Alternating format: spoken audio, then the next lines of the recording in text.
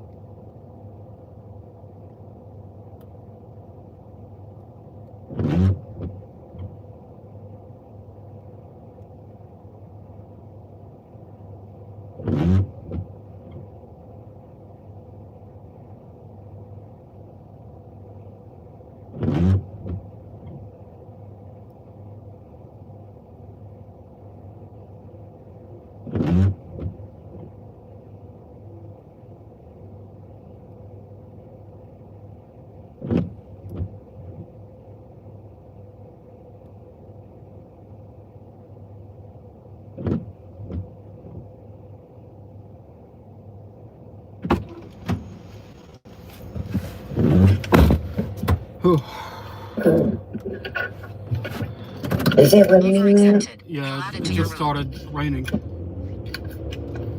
Ew. Yuck. Yeah.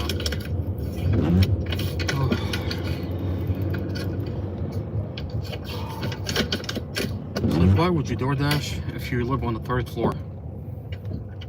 Oh my goodness. Seriously. That's horrible.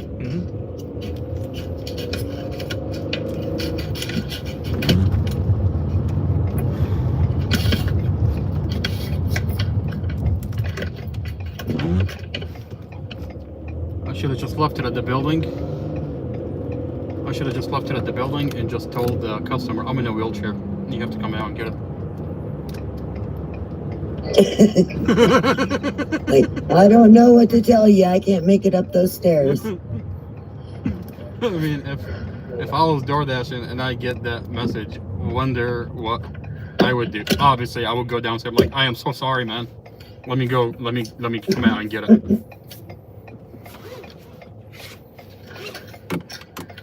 I mean, you're on the 3rd floor without an elevator.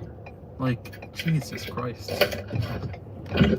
I would just say come to the bottom of the stairs where you get nothing. Seriously.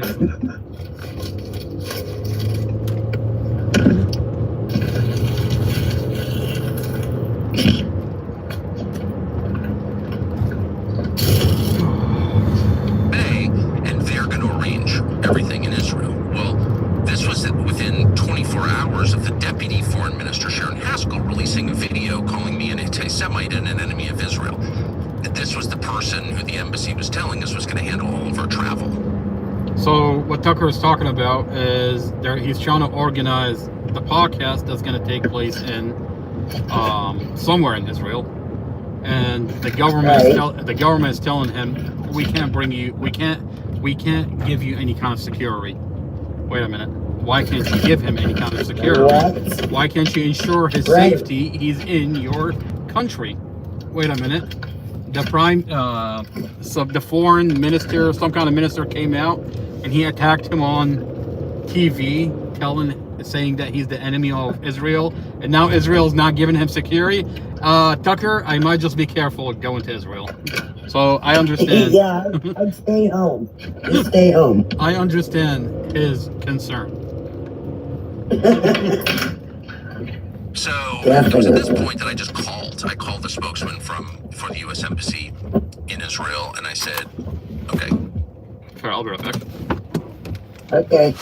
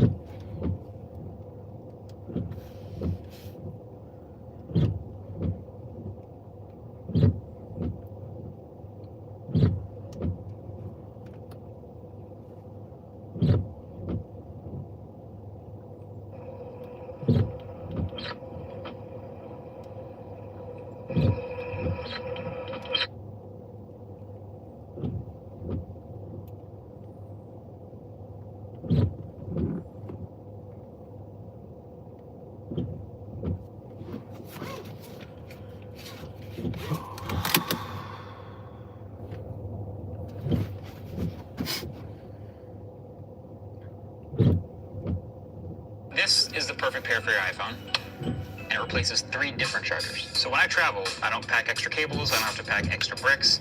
This covers my phone, my watch, and anything. 24 hours of the Deputy Foreign Minister Sharon Haskell releasing a video calling me an anti-Semite and an enemy of Israel. This was the person who the embassy was telling us was going to handle all of our travel. So it was at this point that I just called. I called the spokesman for the U.S. Embassy in Israel, and I said, okay, I'm an American citizen responding to an invitation from the American ambassador to Israel. And by the way, I'm the son of a U.S. ambassador, so I have some sense, I'm not an expert, obviously, but I have some sense of how this works. And I think that the U.S. ambassador has discretion to send somebody from his office to the airport to accompany someone in. I think that's right. And if it's not right, tell me what law you're talking about, what legal reason you're talking about that would prevent that. And now you're sending me over to a government official who's been calling me a Nazi? That's the person in charge of getting us to the embassy? Like, what is going on here? And the embassy spokesman, who's totally nice, said, well, this was the decision of someone called David Brownstein. He's the DCM, the number 2 guy in the embassy. And I said, oh, hang on, a text exchange. Like, what is going on here? And so Brownstein got on and didn't answer the question, but basically said, well, okay, let's just do the interview at the airport in the diplomatic reception area at the airport. Okay, I said, we're going to be flying in from Europe, and we had to be in and out really quickly. So at great expense, we chartered a plane, which I never do because I'm cheap. But we did. And so then I said to them, okay, I want to send you the flight information, tail number, flight number, route, and I want you to pass that on to the Israeli military just so, you know, they don't mistake us for an Iranian drone or something. I mean, not to be paranoid, but again, this is probably the most violent country in the world, Israel.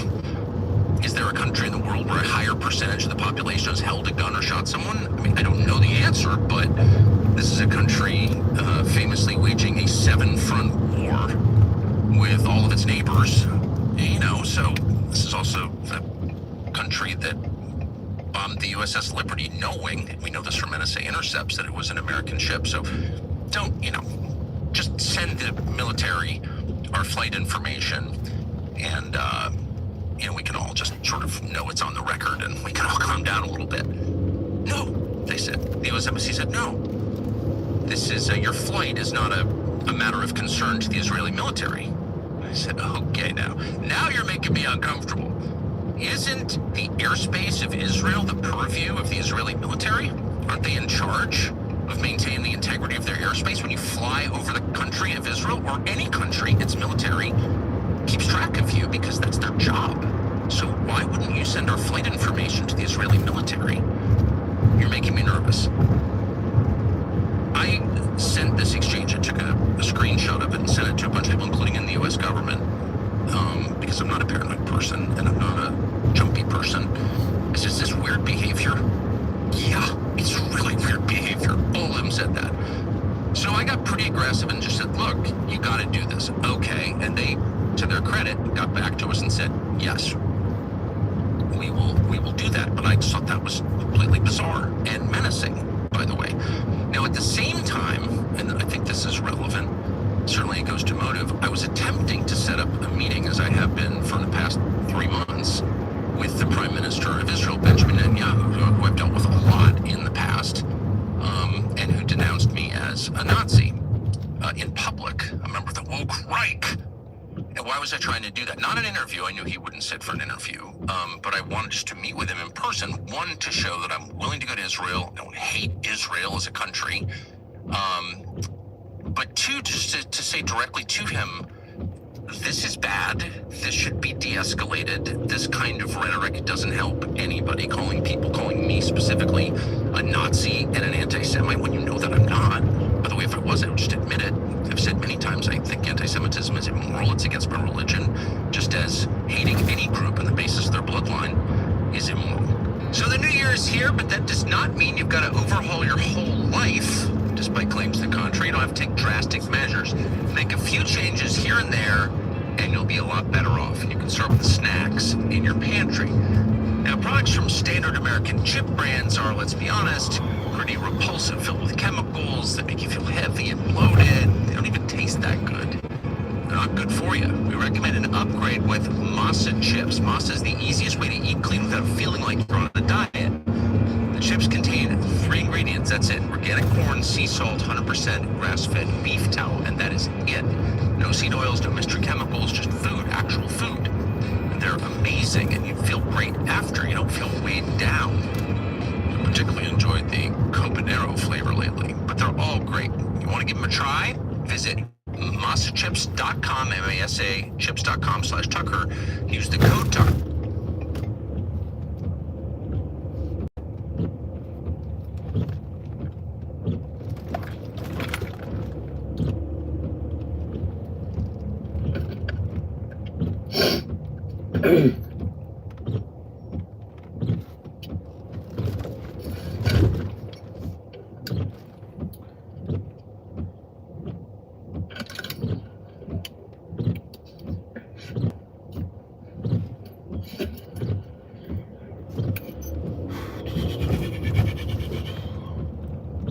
For 25% off your first order, or you can click the link in the video description, or you can scan the QR code to claim this outstanding offer.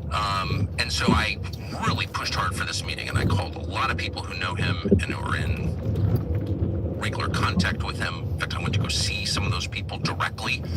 Please, can you help me get a sit down for 5 minutes with Benjamin Netanyahu? And I probably met with 6, 7, 8, maybe more people on this question. People in official capacities, people in the Israeli government. I know a number of people in the Israeli government, people in Israel, a friend of mine in California who knows him. I mean, I really, really tried. And I did so for 2 reasons. One, because there was a threat to my family.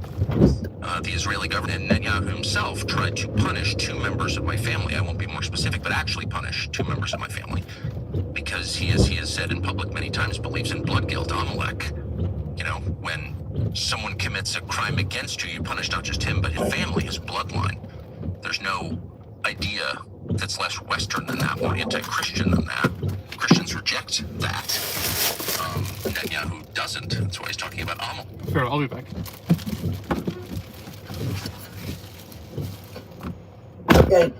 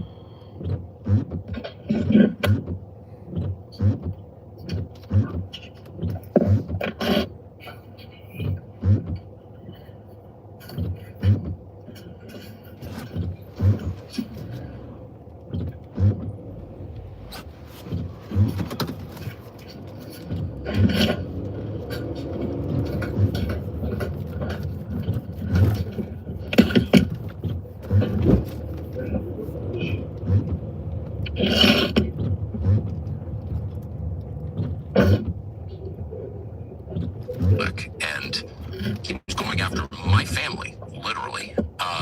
So I felt very threatened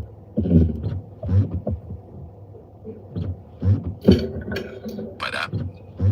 But moreover, I think it's bad for my country to have people using that kind of language. Round them up, bring them to the camps, gas chambers, Nazis, anti-Semitism.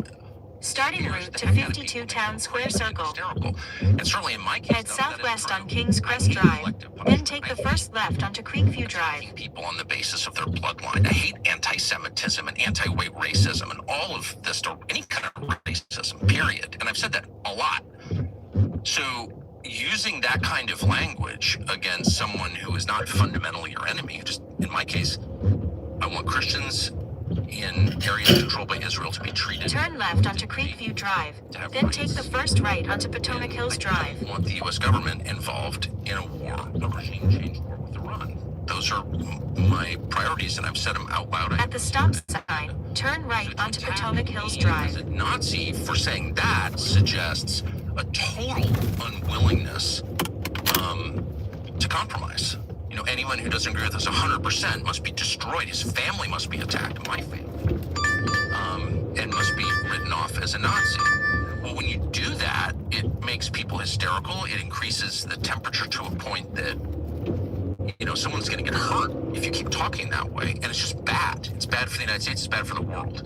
Go past the stop sign, then at the next one, turn right. I wound up talking to a guy called Yoram Hazony, who is an Israeli who famously organizes the American National Conservatism conferences. And I said to him, look, you're having a National Conservatism conference in Jerusalem this summer. At the stop sign, turn right onto Richmond Highway. Conservatism conference in the United States, and I did.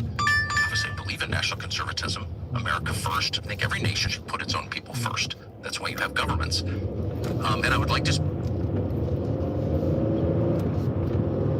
get this one, and moreover, I would like you to ask your friend Benjamin Netanyahu to meet with me. And we had this sort of long back and forth, and it was, no, you cannot speak at the National Conservatism Conference because So yeah, he's doing a monologue.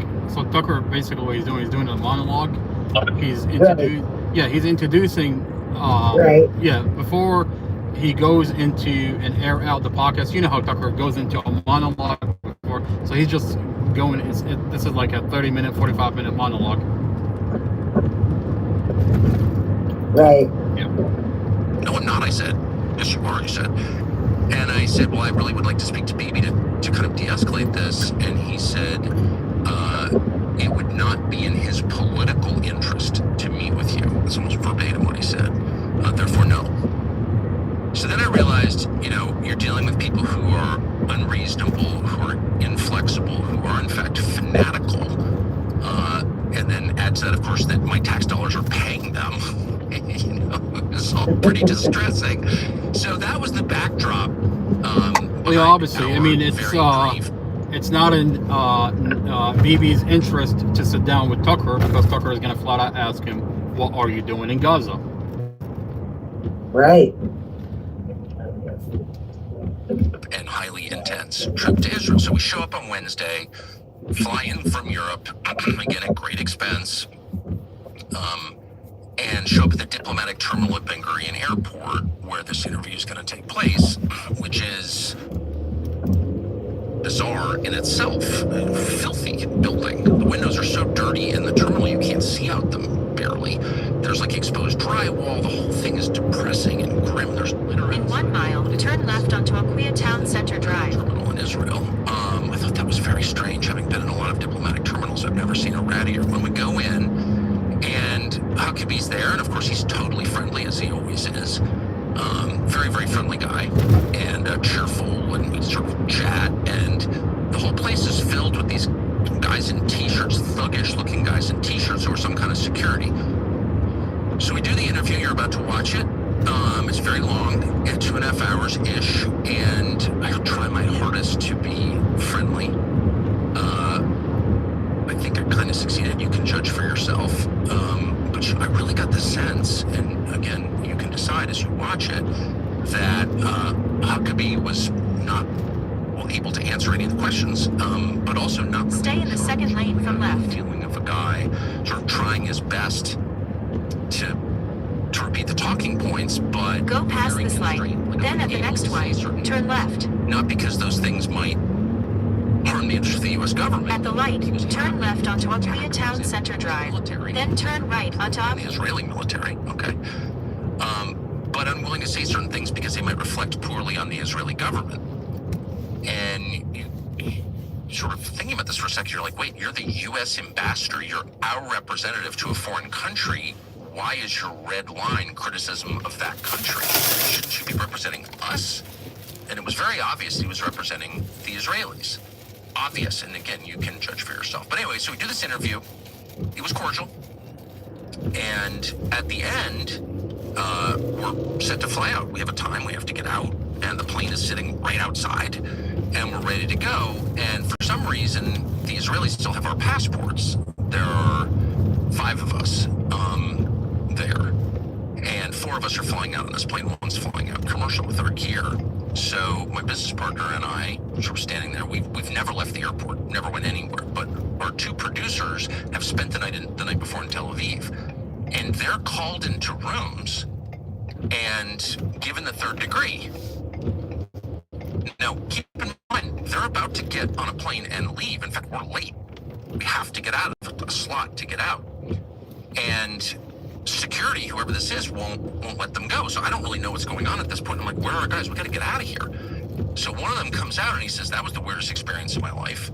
They asked me questions about the interview. Who did you speak to? Keep in mind, this was like 8 feet from where we did the interview. Well, the U.S. ambassador. I'm like, Huckabee, what did you talk about? Why did you ask those questions?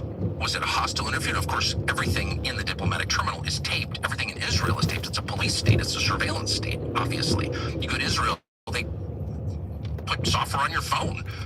Everybody knows this. They're constantly spying on you more than probably any other country. And so they know the answers to these questions. But they're asking my producer, like, where do you work?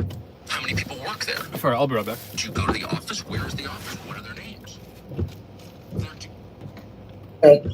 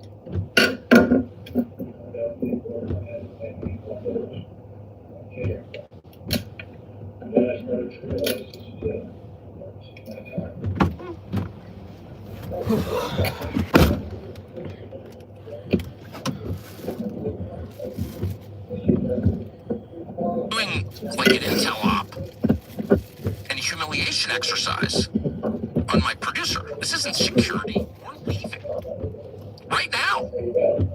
And they're holding his passport. The interrogator is holding the passport in his hand as he's asking these questions. So he's telling me this, and I said, this is the most outrageous thing I've ever heard. Huckabee's gone by this point. You're an American citizen who's just had a conversation with the U.S. ambassador, and some thug is demanding details of that conversation? And I hope he didn't answer. And he's like, no, I didn't. I don't know what to say. Meanwhile, our last guy, the youngest man who was traveling with us, our last producer, is still in a room being questioned. So I pull over one of the guys and said, we got to get out of here. So I don't know what this is about. It's outrageous. And, there's nothing I can do about this point, but we got to go. And this woman comes up to me and says, look, let's just go bring you to the plane and he'll come later. I said, no, it's my producer. He's being interrogated, asked totally over the top, fully inappropriate questions that have nothing to do with security at all. Pull up your website, show us your text exchanges with other people on your staff.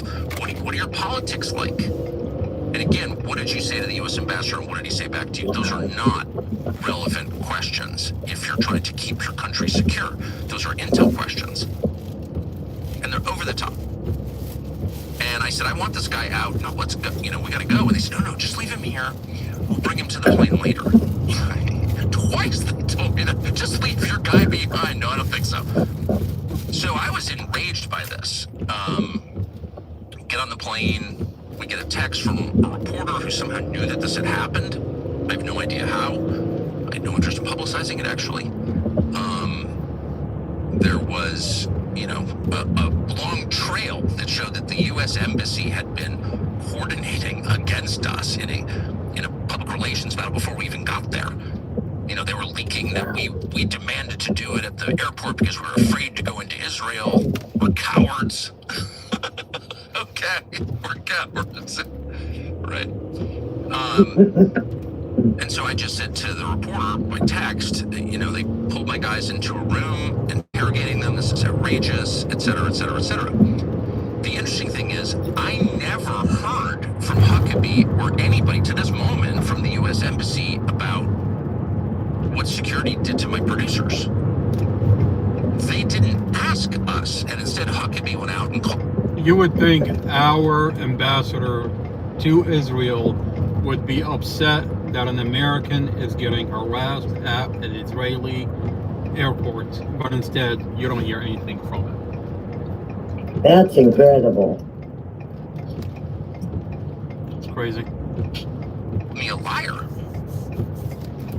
So it raises, again, the question, who exactly is Huckabee working for? We're American citizens in a foreign country. He's our ambassador. He represents our country. We pay his salary, but he's taking the side of the foreign government without even calling to say, hey, what happened to you at the airport? Did you get hassled? Did your guys get hassled? No. He just immediately repeats their lies without even consulting us. So, what are we looking at here? We're looking at the reality, which is, if you're an American in Israel, you can be certain that your government will take the side of the Israeli government and not your side.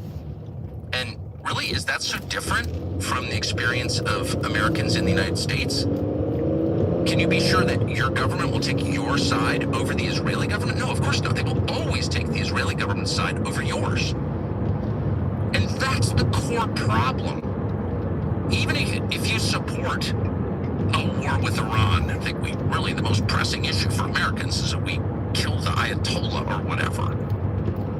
You still have a fair expectation that your government, because it is yours, you pay for it, it exists to serve you, and for no other reason, you have an expectation that your government will take your side against a foreign government.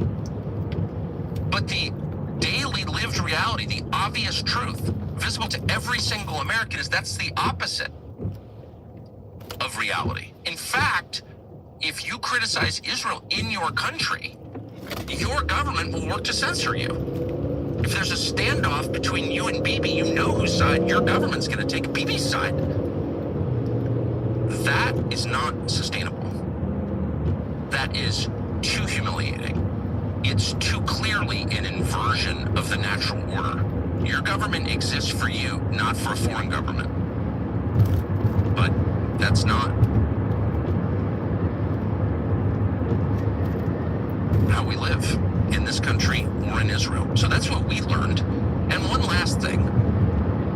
The Israelis apparently went, probably with the help of Mike Huckabee, went to the surveillance tape inside the diplomatic terminal and pulled some clip. And they're, of course, getting all their little bots online to promote it, of me with my arm around somebody to show that actually I'm lying about what happened. That person was our driver who drove us from the plane to the terminal, a short drive. Very nice guy, good guy, Israeli guy. And right when we arrived, and he said, "Can I get a picture?" Of course. He's a nice man. So I just put my arm around him, took a picture. That's what that is. That was before the interview. It was before our producers were hassled by the thugs and asked ridiculous questions. It was before any of this happened. So that's just another installment of the propaganda war. Thought we'd give you the backstory on that. People seem to be more inflamed, not just... Sure, I'll be right back. Okay.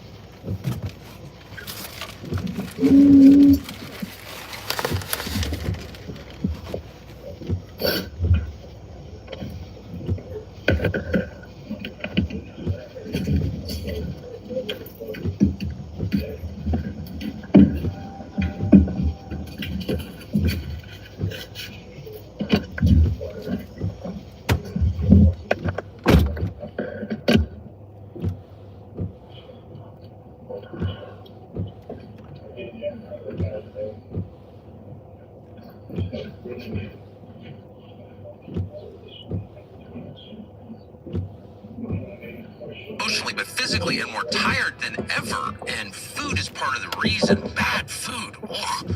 Tastes good, but not good for you. For most of human history, people ate actual food. Stuff that your body recognizes, but now you eat a ton of chemicals. Paleo Valley is the solution to this. Paleo Valley's bone broth protein is made from, 100% grass-fed and finished beef bones. That's it. No fillers, no additives, no weird industrial byproducts. It's actual food turned into something you can consume every day. Most people use it the way we do. You blend it into a smoothie or coffee. The chocolate flavor is top tier. Ferry, do you watch the chat on YouTube? Plus, they make a savory original no, I haven't.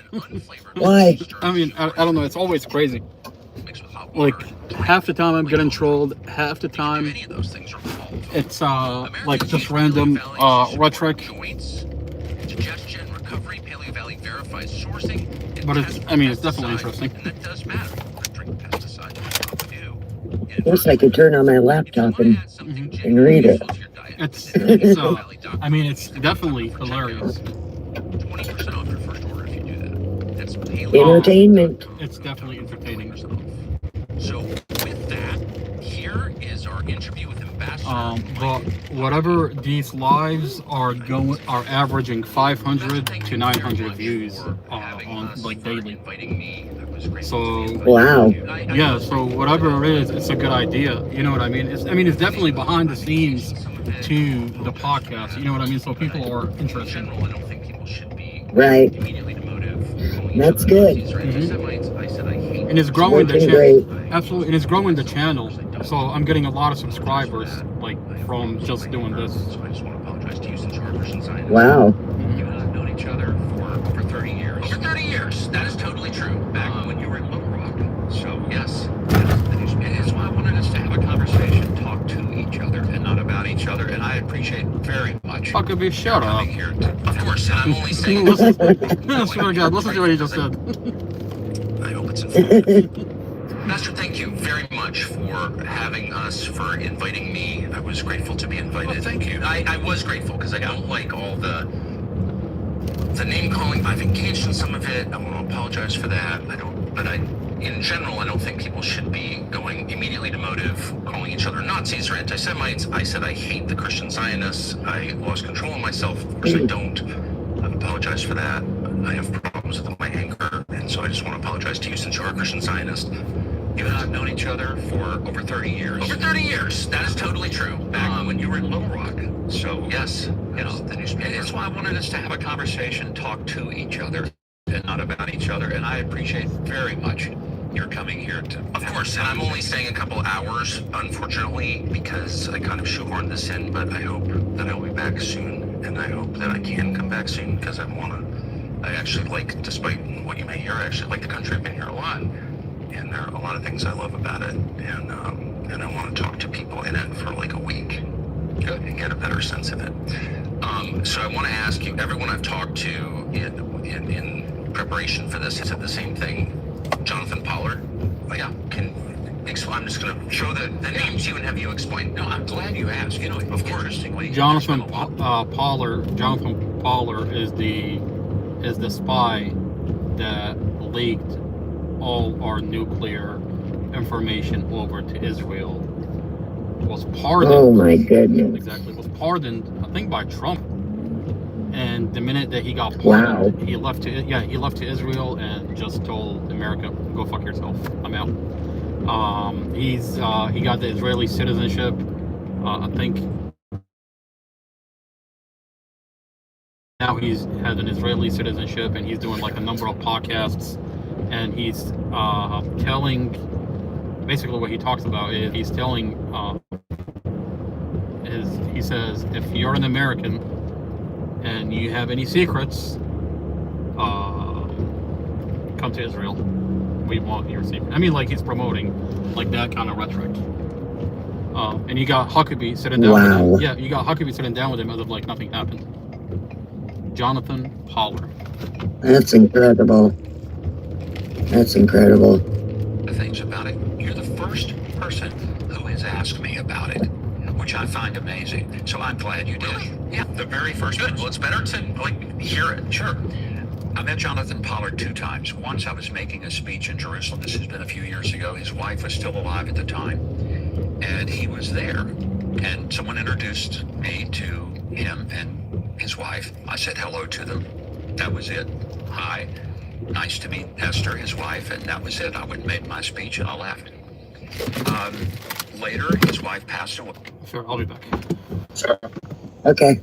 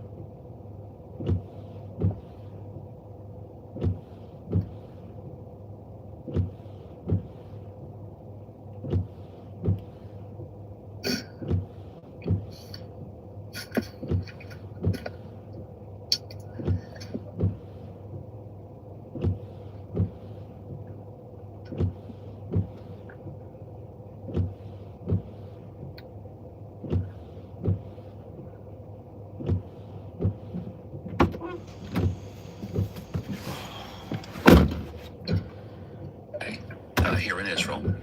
And I sent him a note and just said, I'm sorry to hear about your wife. I remember meeting her at the hotel and sorry to hear it. Here, Huckabee's trying to justify that there's nothing really going on between him and Jonathan Pollard. It's just a casual interaction.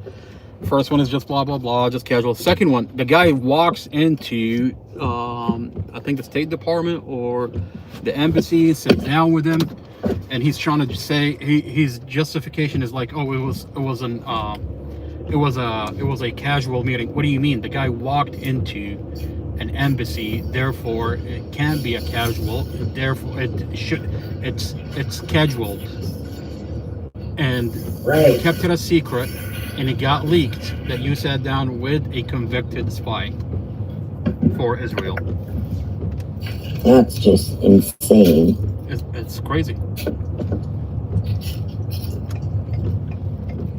He then asked, could he come and see me? He wanted to come and thank me for being kind to him. He came to the embassy. I think we met for maybe 30 minutes. We had a nice, pleasant visit.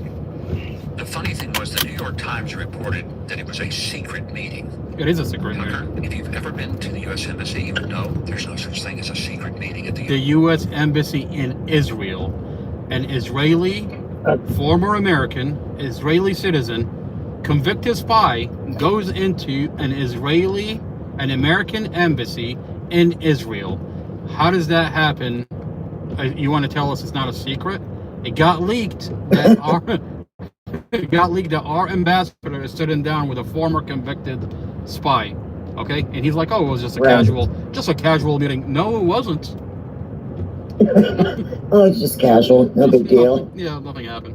Sure, there are cameras everywhere. You walk through Marines, you walk through security, you walk through the front office, and there's a dozen or more people that are going to check you out when you come. And before you get there, you're going to have to give us your passport information. You're going to have to be vetted and screened and all of this stuff. So the idea that it was secret was ludicrous.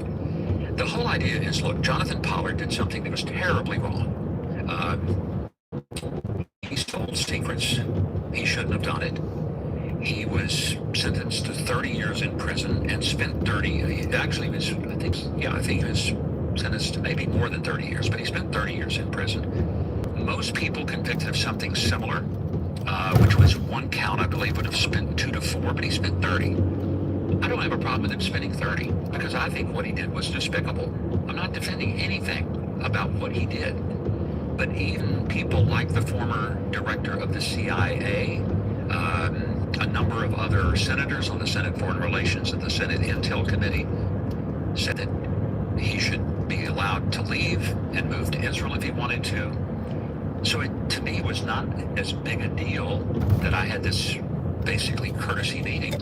He wanted I to wonder thank me for why being nice our to him the when head his of our wife died. CIA and Right. our a number of our government officials are okay with an American that sold nuclear secrets to Israel to just get out of jail and go back to Israel and go to Israel. I wonder That- why. That is outrageous. Is it possible that those officials are on a payroll of that country that has us occupied? Like, is that a Yeah. possibility? Is that a wild possibility? I'd say. That's crazy. Pretty much this. You advocated for his release when you ran for, I remember it, in 2011. Oh, you advocated for his release. A convicted spy that's selling nuclear secrets to another country. You, Huckabee, advocated for his release. It just happened That's just outrageous. it just happened you're the ambassador to that country that's being sold secrets to. Right. Oh, interesting. Long before he had served 30 years. And I agree with you that there are a lot of people languishing in prison, in our country and in this country, and in many countries, for longer periods than they deserve. And I think it's a Christian impulse to want to see them free. But this was the greatest traitor in modern American history who sold our battle plans against the Soviet Union, our main enemy in the Cold War. I wonder if Huckabee ever advocated for Edward Snowden to be pardoned and to come back to the United States. Probably not. Probably not. I guess not. He didn't sell secrets to Israel, and so Huckabee is not going to be advocating for Edward Snowden. No, definitely not. But Jonathan Pollard is selling secrets to Israel, therefore Huckabee is all about releasing that guy. That's just disgusting. I wonder if Huckabee is on the payroll, Israel's payroll. Just a question. Oh, yeah. Most definitely. Or to the Israeli government, which of course Reagan's CIA director Bill Casey then gave them to the Soviet Union. So this was the most profound betrayal of the United States in my lifetime. Why advocate for that guy's release before he serves his full sentence? If that were the case in 2011, it would have been because I had a number of friends that suggested that he had more than served time and he didn't want to live in the U.S. anymore. He wanted to live in Israel. And but my association with him, again, I had never met him until I met him in Jerusalem at a hotel. That was the first time I had ever encountered him. I'm friends with a million bad people, or I've talked to a million bad people. I'm sitting here with you. I mean, come on. I mean, Jesus, he was a tax collector, so I trust me, do not judge people who are friends or know or enjoy the company of immoral people because it's not an endorsement of their immoral behavior. Pollard is different, I think, once you become U.S. ambassador, the representative of the President of the United States and the United States of America in a foreign country, and then you invite not only the most damaging betrayer in our lifetimes, but also a guy who continues to advocate for betrayal. So he gave an interview, as I know you know, in 2021 to Israeli media in which he said, I would encourage Jewish Americans with security clearances to spy for Mossad against their own country, the United States, because, and I'm pretty much quoting him, all Jews should have dual loyalty. That's not repentance. That's not someone who feels bad about what he did. That's someone who's encouraging American Jews to betray their country. That's pretty heavy, don't you think? Oh, I do, and I disagree with that wholeheartedly. But you fucking sat down with him. You sat down with him. Wow. You say you disagree, but you sat down with him. in a meeting in Israel in an embassy, in a U.S. embassy. So how do you disagree with him, but you're supporting him and sitting down with him? Not only in that meeting, but you went to his, what is it, a wedding? Jesus. Outrageous. Let's remember.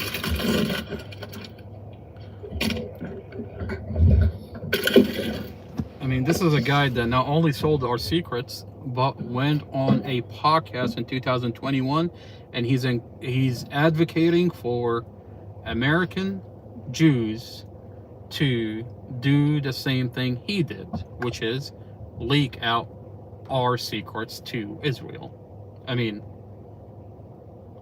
so I think he deserves a rope. oh, I mean, absolutely, absolutely. I mean, you've got Yeah.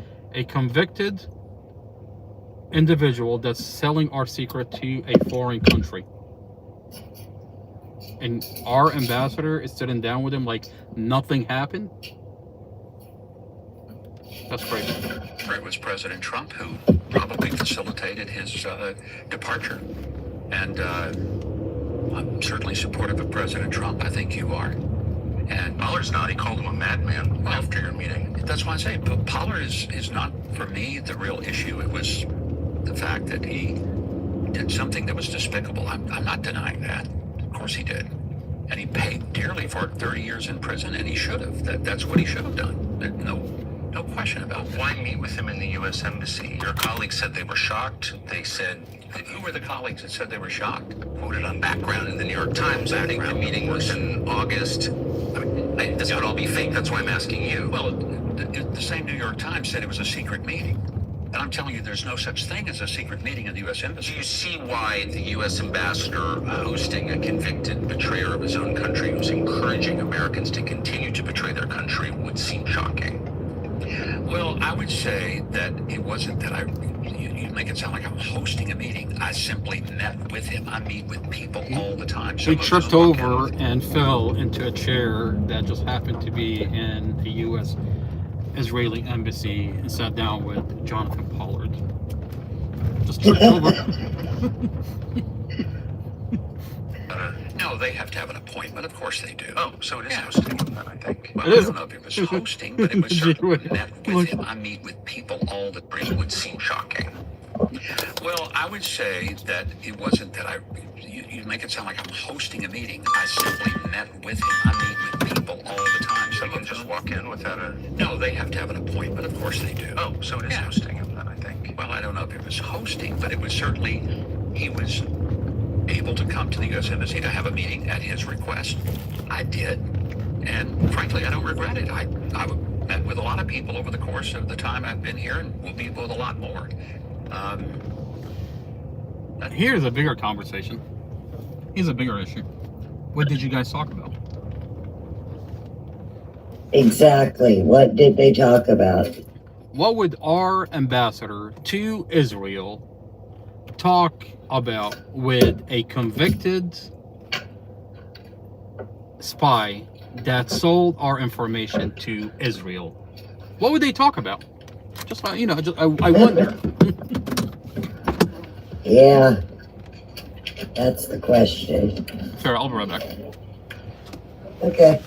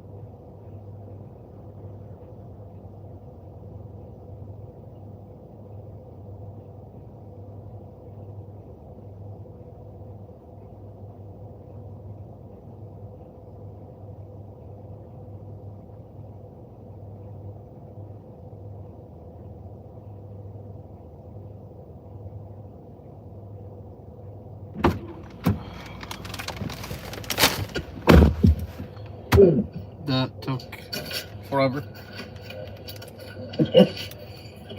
You know, when you get to a place and there's already two people standing there and they're just looking at you as you walk up to like the store, you know you're gonna be there for a while. That's horrible. It's like, you know, that feeling when you get on an island and there's an old man that's telling you, stay away. That's the kind of feeling.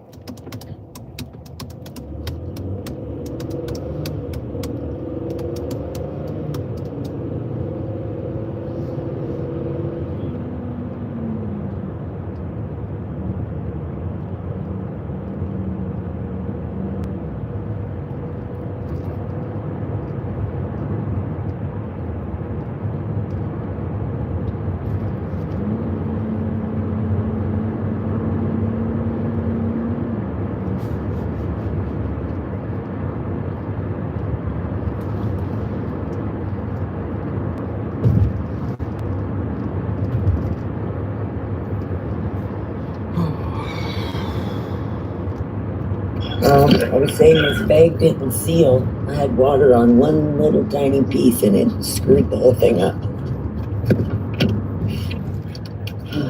Sarah, what happened? Oh, I'm trying to put all the vegetables I took out of the garden in like vacuum seal bags. Yeah. And if there's just a little, like one drip of water or any kind of moisture, it won't seal. Oh, that makes sense. You've got the machine, the sealer? Yeah. Okay. Yeah, I have like 20 bags of vegetables already. That's pretty cool. Yeah. Yeah, except for I got about 10 more to go and it's going to take a while. You should really, I mean, I don't know. That's what I would do. If I were you, I would start some kind of small business where you can. That was the plan. Oh, that was the plan. Okay. Yeah. I mean, it's a beautiful idea. Yeah. You enjoy it. You've got a farm. By the way, not everybody gets to have a farm. You know what I mean? But here you are. You're doing it. Right. Okay. And you seem to enjoy it. I mean, that would be a beautiful idea. Yeah. I definitely enjoy it. It's like meditation for me. And you can start selling, like whatever small. I mean, you can start contracting with the local stores where they start buying from you. That would be nice. Right. That's right. That would be really nice.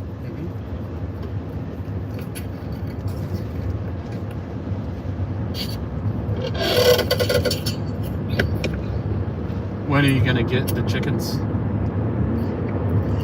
I'm not sure yet. Probably pretty soon. Because I need to have them before winter because I got to build a little chicken thing and put the lights in and all that.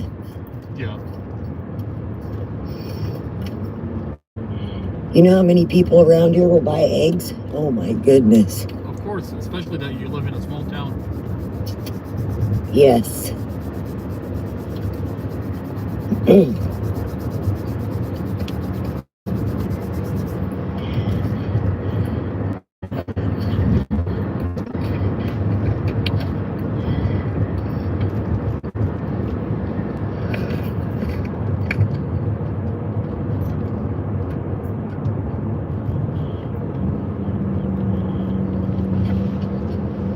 Did you know organic chicken meat, like if you grow it, the chickens up yourself, it's more of like a yellow color. Oh, is it?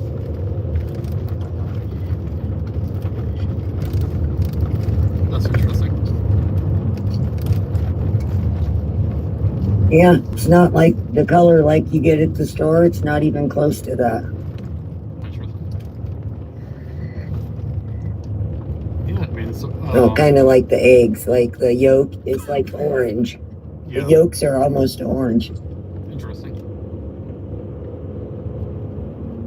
Like the blue eggs that our chickens lay. Yeah. Those have like those have really orange yolks. Yeah, I mean, the amount of chemicals that they add into... And I get a lot. Yeah, the amount of chemicals they introduce. Yeah, it's a lot. Mm-hmm.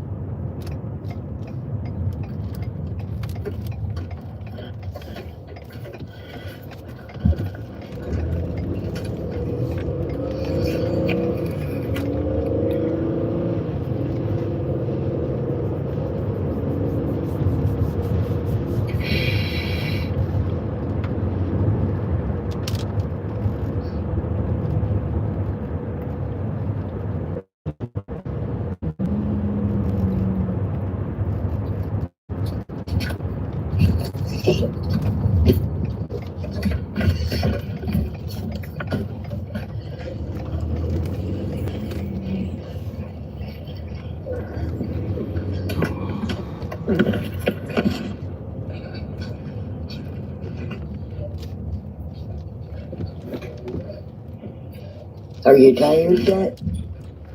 I'm tired, but I still have to keep pushing. You know what I mean? Like I've got a schedule. Yeah. I've got these, and I'm setting the schedule around the podcast and what time I'm gonna do the podcast. So I'm gonna do a podcast tomorrow. More likely, I'm shooting for a podcast on Tuesday. By then, all the short videos are done. Everything is posted. And I've hit my DoorDash goal, so that way when I get on a podcast, I'm comfortable. You know what I mean? So, fair. I'll be right back. Right.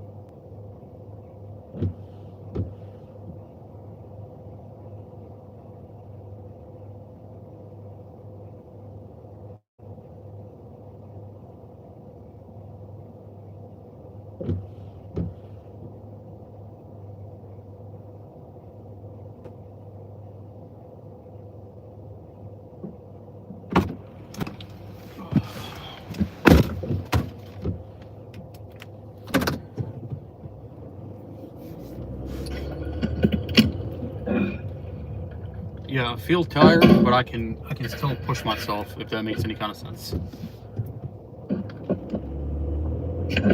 Yes, I do it all the time.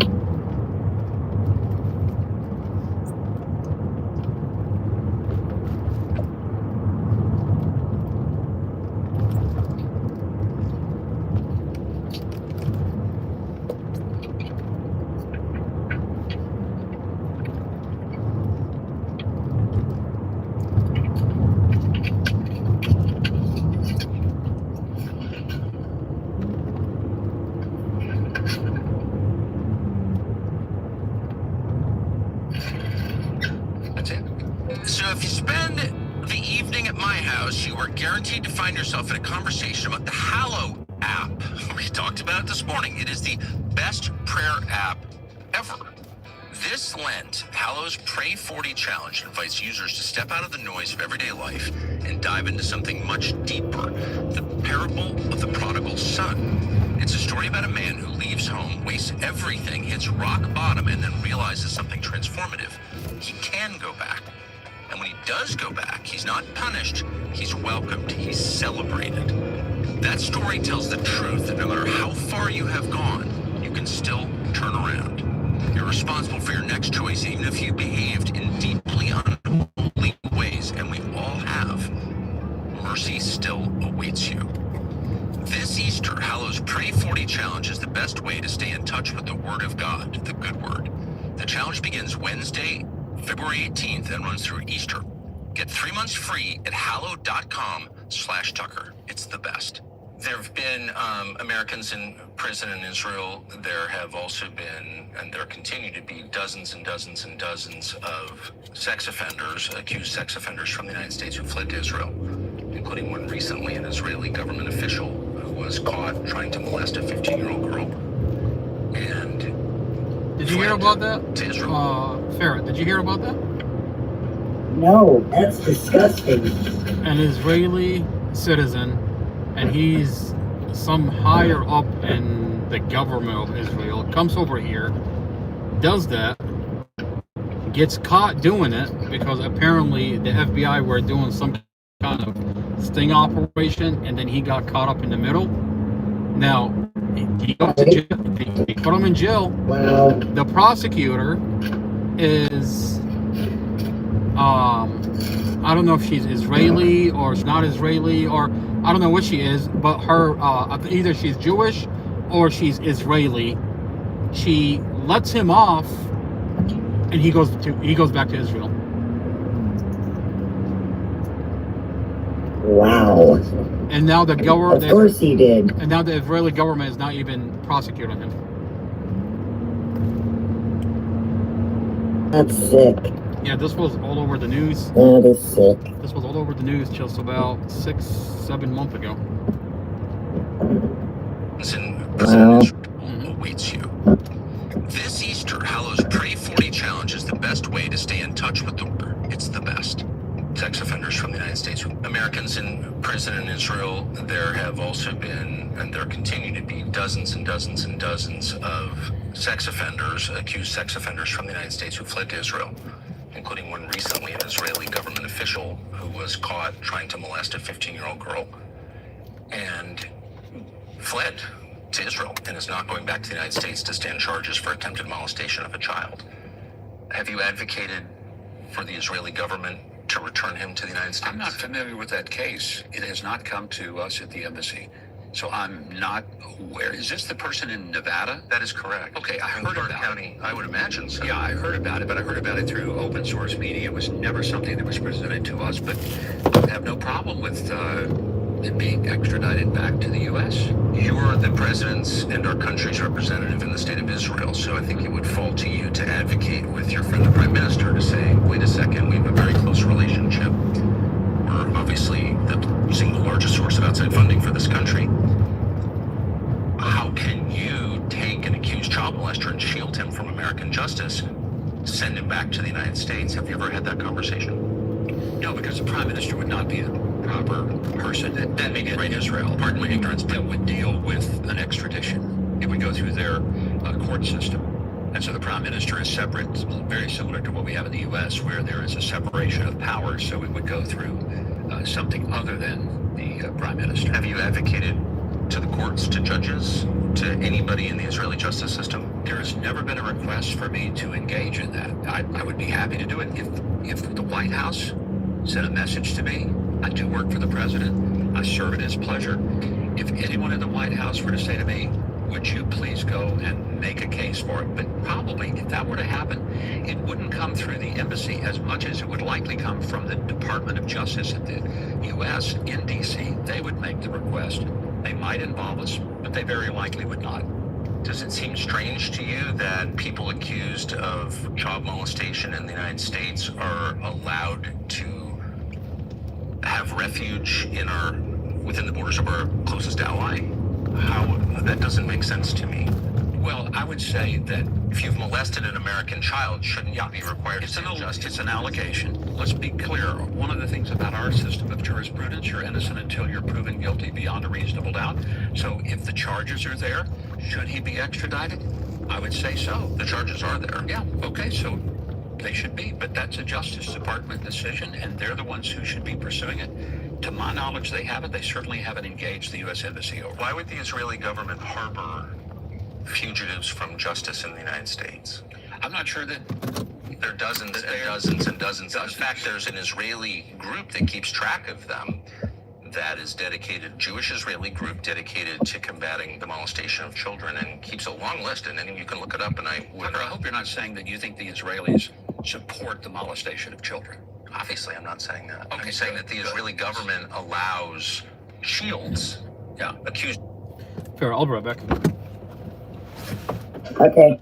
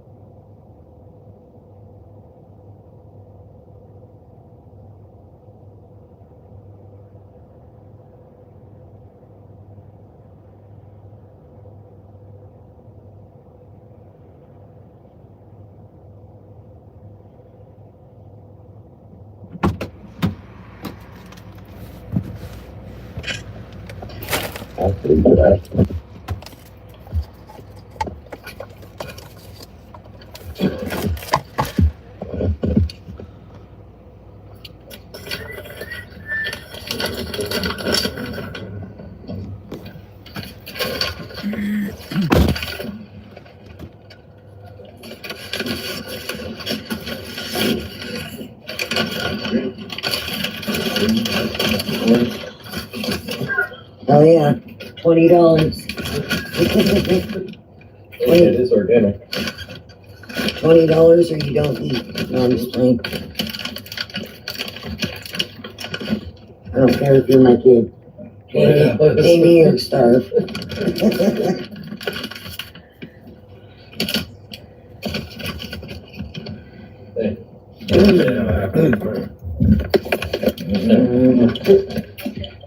Eat you up.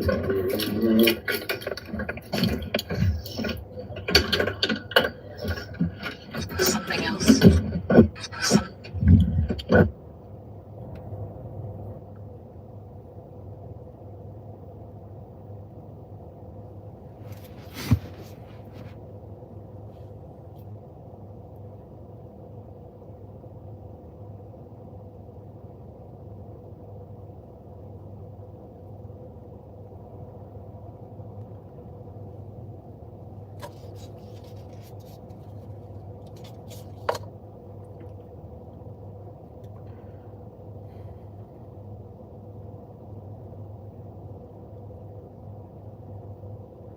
else.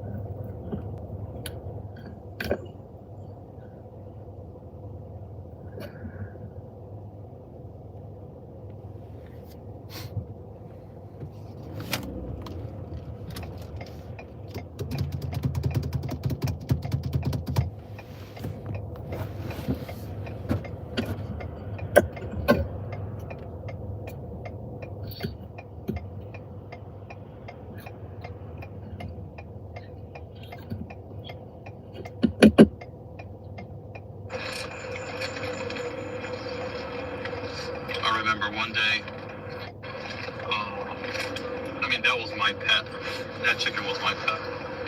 My dad would, one morning, tell me, take the chicken to, like, a location. I'm like, all right, okay, not a big deal. Pack the chicken, like, somehow in a bag or whatever. Like, I carried that chicken pretty much to, like, a store. All right, just, doing what my dad is telling me. All right, like, I had no idea what was going on. Right? Just take the chicken to that store until I'm sitting there. I got to the store, gave it to the store owner, and I'm just waiting. I'm just doing what my dad is telling me to do, right? Until I'm looking at what the guy is doing with the chicken. Next thing you know, he's dipping the chicken somewhere. Okay. I'm thinking, all right. All right, not a big deal. When do I get my chicken back? That day changed everything when I realized what was happening. Fair, I'll be right back. I mean, Hi, Casey. that's crazy. This is funny.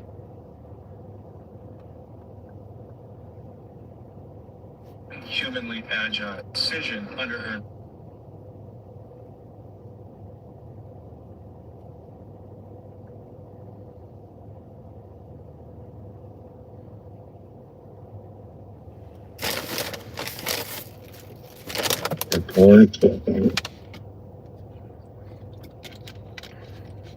I'm teaching it how to fly. The store is teaching it how to swim. I'm like, all right, when do I get my chicken back? You get it back when it's dinner time. That is so crazy. I was so angry. I remember talking to my mom. I'm like, why would you do that? Why would you do that? Okay, like why? Like, I mean, it was definitely something that, like, you right there, grow up.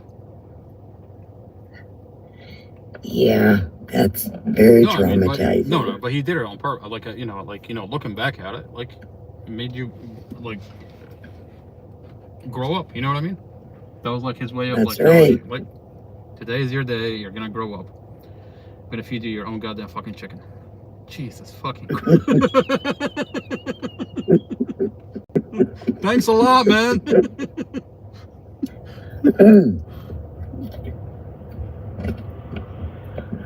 Well, let's hope it tastes good. To be honest, I don't remember anything. I don't remember beyond that point. You just blocked it out. I don't remember beyond the conversation I had with Mother. That's all I can remember.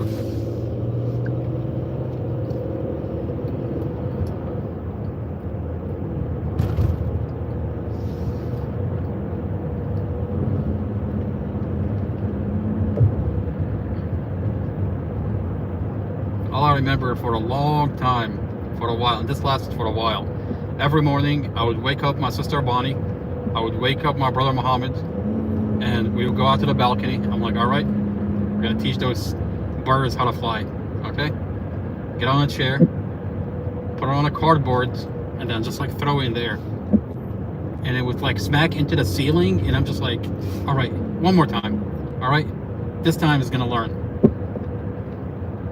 Just one more time. All morning, every day, and this lasted for a while. Oh my goodness, those poor chickens. My sister wanted, she's like, are you sure this is a good idea? I'm like, yeah.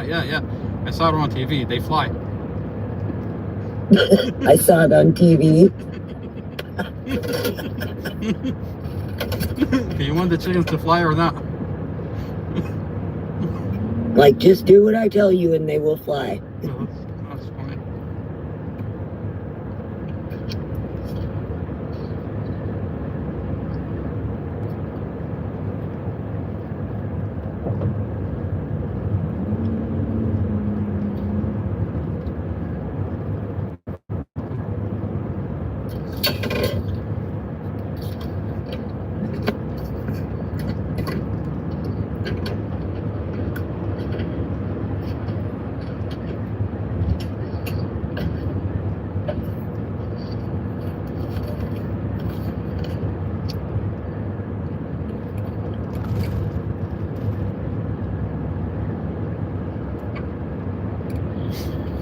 I'm so excited about having chickens. Oh my goodness. That's pretty cool. How many do you think It's you're gonna definitely going to piss the neighbors off. get? Oh, absolutely. I don't know yet. A lot. A lot. Are you getting a rooster or no? Oh yeah. You okay? All right. It's definitely gonna piss off the neighbors. Uh-huh. It definitely will. I don't mind. They do a lot of things that piss me off, so hey. Yeah. Like their dog that barks all night long. Yeah. Well, there you go. Exactly. It's not like they've been So, you know, quiet. exactly. Sometimes we have Mexican music until like 4 a.m. around here.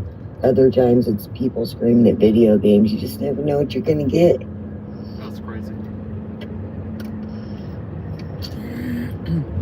And Well, everything echoes. look at the bright side.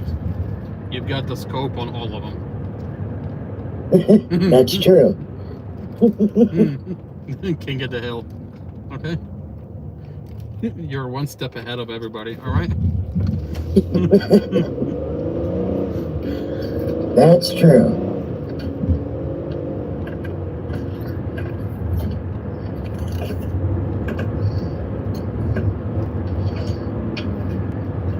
You're gonna build your chicken coops or are you gonna buy them? No, I'm gonna build them. Well, good. Okay.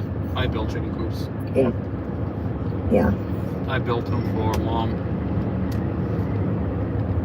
I've never built one, but I'm pretty sure I can do it. If Oh, I can they're- learn to work on a car, I can build a chicken coop. It's easy.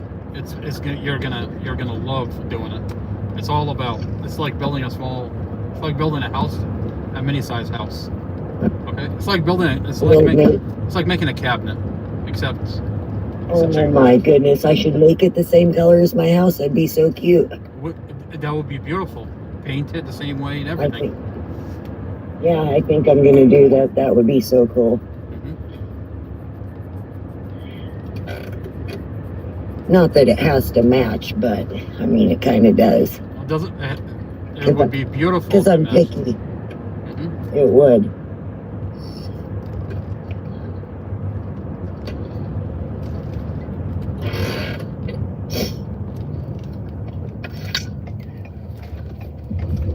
I used to go Jesus. to Home Depot, where they have a section for all the damaged wood, and I would talk to, like, I knew the people in there, where they always give me like a deal on damaged wood, and I would buy it like dirt cheap. And Now that's a good idea. it's the best idea because wood is expensive. So It is expensive. yes, but if you do it that It's way, you're good. Yeah. That is a very, very good idea.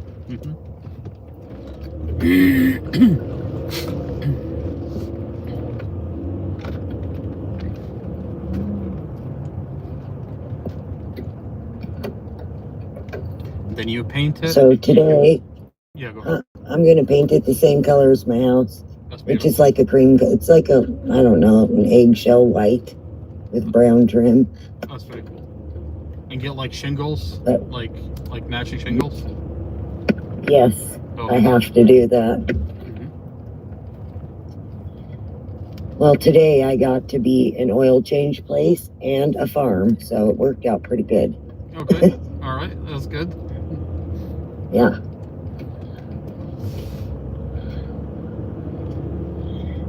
And at least this time I didn't have nails on to ruin them when the oil was being changed. You did it. You don't at want to the, spend money on nails and change your oil because it doesn't work well. Yeah. You did it at the house or you did it at the shop? Yeah. No, at my house. That's pretty good. That's good. Yeah. No, I don't go to those shops. They don't know what they're doing. That's good. That's good. Especially around here, they have a bunch of, well, I don't know. Most of them are kids, and the ones that aren't, they're real questionable, so I just don't go there. Yeah, I mean, working on your car At is least like if an I art, do it myself, I know that it gets done properly. and you're saving a lot of money. You better believe it. A lot. It only takes like 15, 20 minutes most times. Mm-hmm. Well, it kind of depends on the car too, but still. Yeah.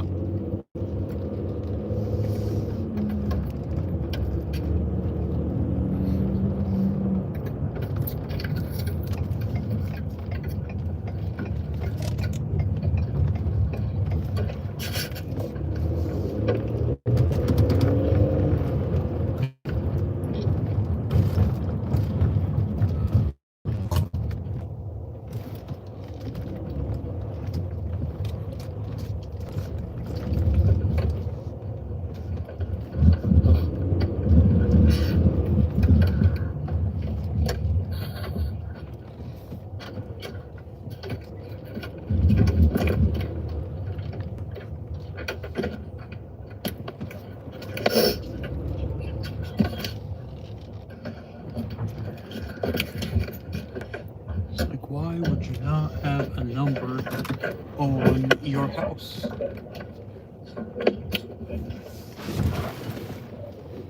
What? I said, why would you not have a number on your house?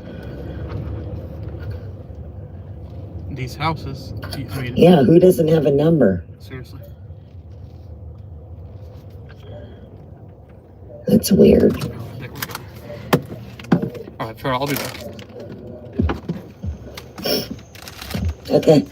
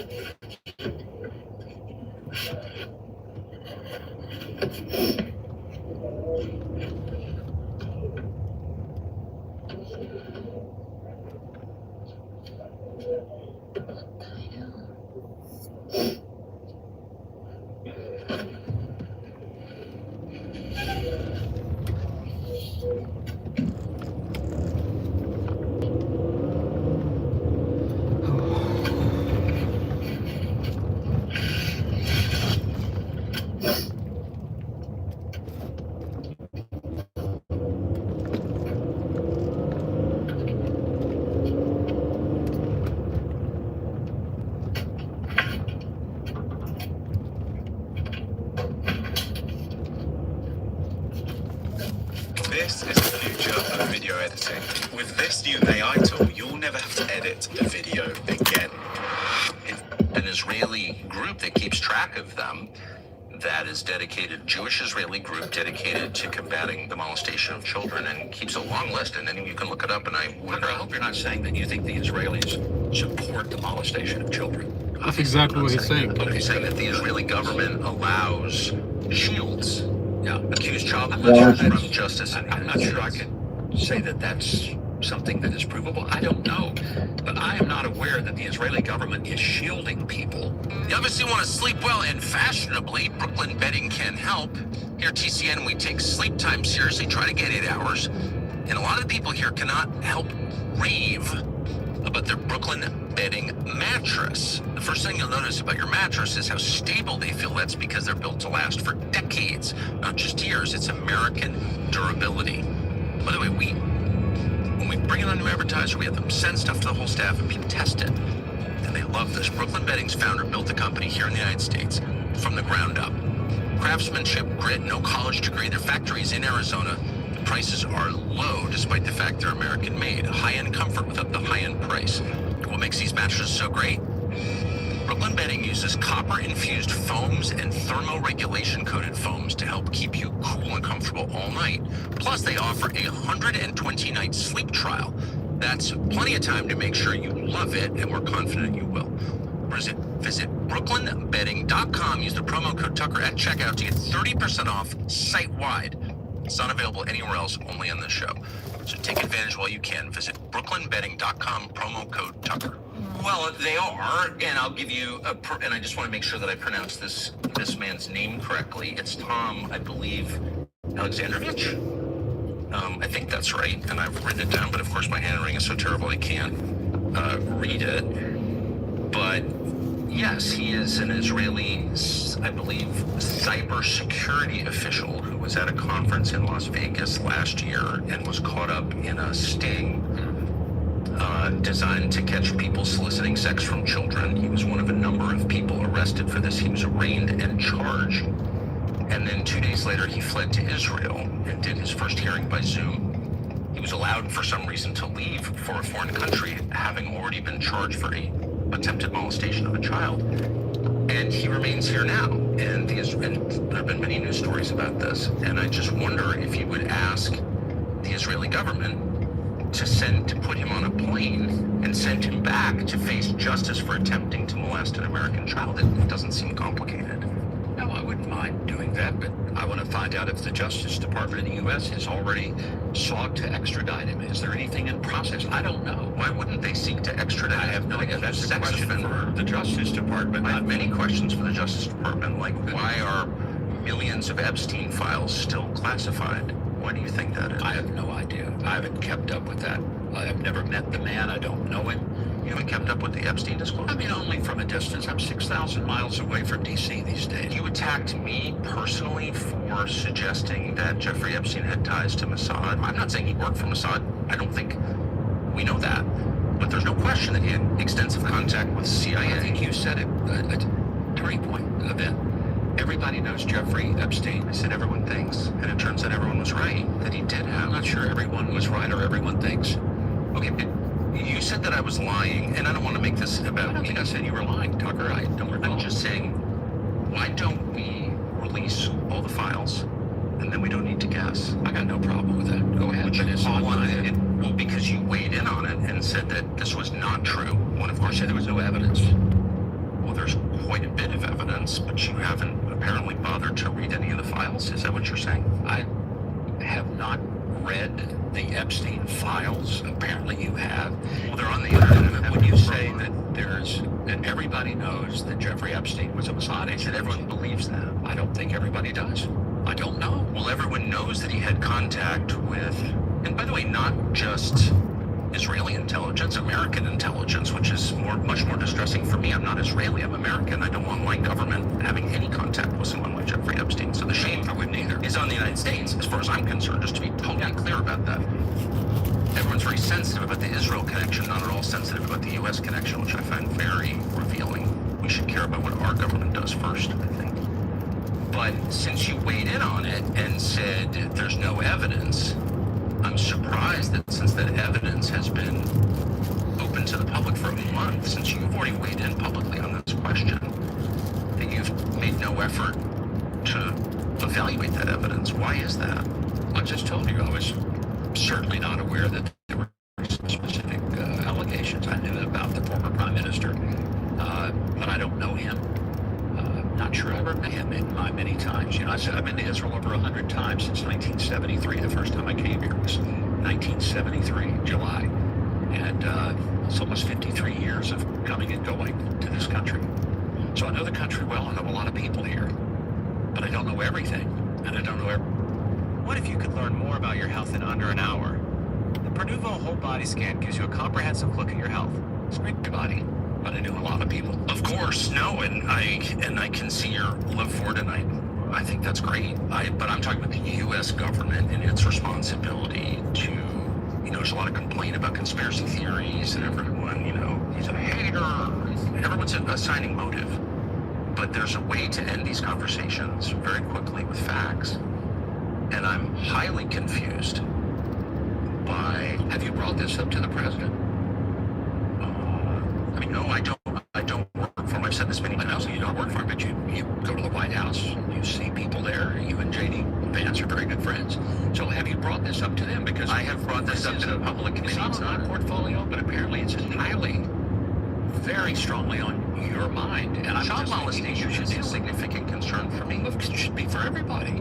But if Well, there is a charged child molester. I'm saying if you are very involved in the details of this, I'm not. and you think it's the U.S. government that's hiding and shielding somebody, then bring it up to the people. I don't think that. I know it because the Justice Department has said we have millions of documents we're not releasing. Why are they not releasing? I'm asking you as a U.S. government official. Well, but what the answer a government official at the embassy in Jerusalem that has not one thing to do with the Justice Department at what they're investigating on any given day. Unless it involves. And I don't want to argue or talk in circles, but you are the one who brought it up and said it's absolutely not true. I was only responding to what I've heard you say. Okay, but now you know there's evidence and we can settle this debate. You haven't looked at the evidence and you're not pushing for the release of the total corpus of evidence. And I'm confused because I want to believe that your goal is to get to the truth, and the fastest way to do that is by releasing the evidence. Don't you think suggest that I can release the evidence? I'm suggesting you could call for it right now. Well, fine, call for it. Let's have it all open. I thought it was being all opened up for everything. Once it's open, I hope you'll read it because it's really interesting, and then it puts to rest a lot of the debate, and it ends the name calling because we can say here it is right there, and we don't have to call people names. We can just assess the documents. Let me ask you, would you bring it up? I hope you will bring it up to people at the White House. No, I'm bringing it up right now. I'm bringing it up now, and I'm asking, and I just want to say this one last time, as the U.S. ambassador to Israel, I hope that you will make a formal request to the Israeli government to send every accused sex offender in this country back to the United States to face justice. And I don't understand why that hasn't been done.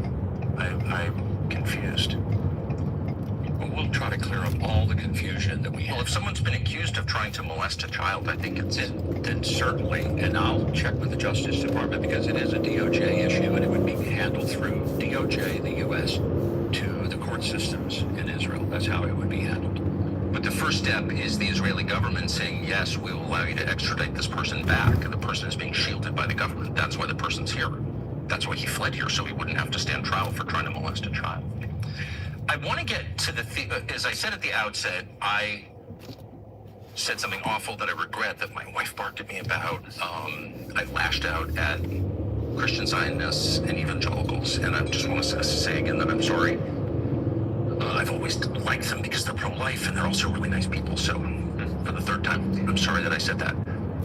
I think part of my problem was I don't understand the theology, and you are not a fake Baptist ministry. You're an actual ministry. You had a church for many years. You're an actual theologian. So, and I mean this with sincerity, I hear people say, those who bless Israel will be blessed. I know it's a reference to Genesis. Oh, Farah, this is a really interesting part. This part right here.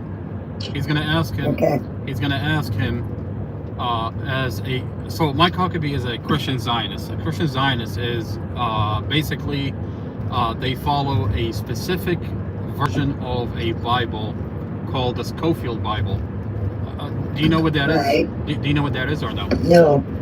Okay, so the Scofield Bible is an interpretation of the King James Bible by a guy called Scofield. So and at one point this version of the Bible, the King James Bible, was promoted by a Jewish Zionist in New York and paid for that Bible to get promoted and made sure that Bible, be popular. So today we have a huge congregation where they call themselves Christians Zionists that follow the Scofield Bible. So one of the problems, it is great. I mean, because they talk about the second coming and they have their own interpretation of what would it take for the second coming to happen, which is a lot of Arabs, Muslims that has to be unalived. And so it's a weird version of a Bible interpretation. It's a weird version. It's a weird version of so this is what Mike Huckabee subscribes to. That's horrible. It's terrifying. I mean when you dive into it, it's terrifying because it's more terrifying because what you realize is Jews themselves are being set up in a way to continue to have conflict. What am I talking about? So you've got Christian Zionists in America that are funding the Zionist state of Israel to continue to have conflict in the Middle East, because they believe that the destruction of both Muslims and Jews is the way for the second coming to happen. Now, That's just sick, I mean, it's a very twisted way of looking at things.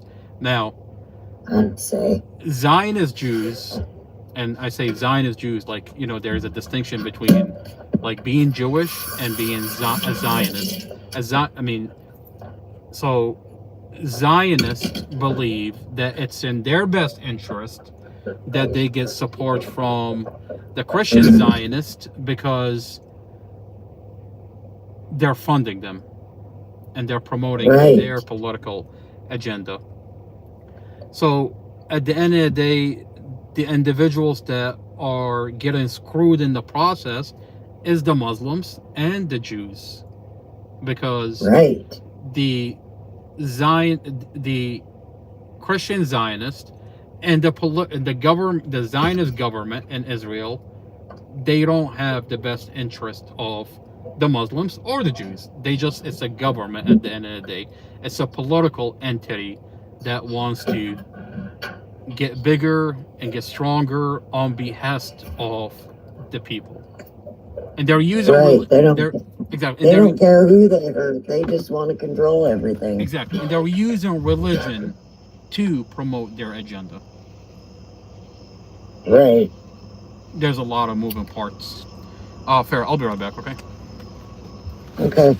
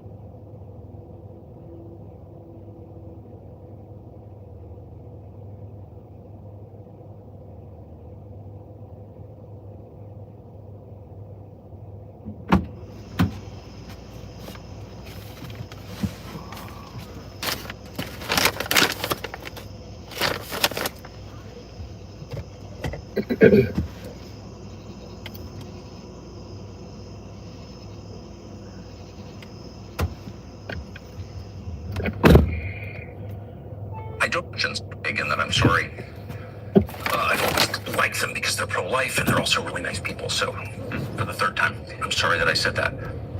I think part of my problem was I don't understand theology, and you are not a fake Baptist minister. You're an actual minister. You had a church for many years. You're an actual theologian. So, and I mean this with sincerity, I hear people say, those who bless Israel will be blessed. I know it's a reference to Genesis.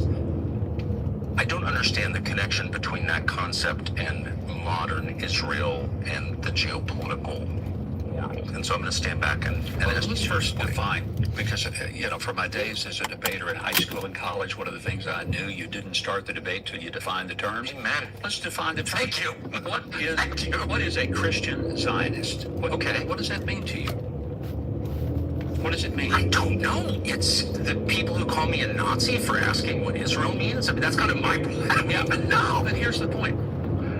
If you say a Christian Zionist is a person who has a brain virus and is guilty of heresy, that's a pretty big charge. I know. I shouldn't have made it. I made it out of anger and ignorance. So, and I'm Christian. I think we can agree as somebody who follows Jesus Christ. exactly. Has a personal relationship with Jesus Christ. Believes in his death, burial, resurrection.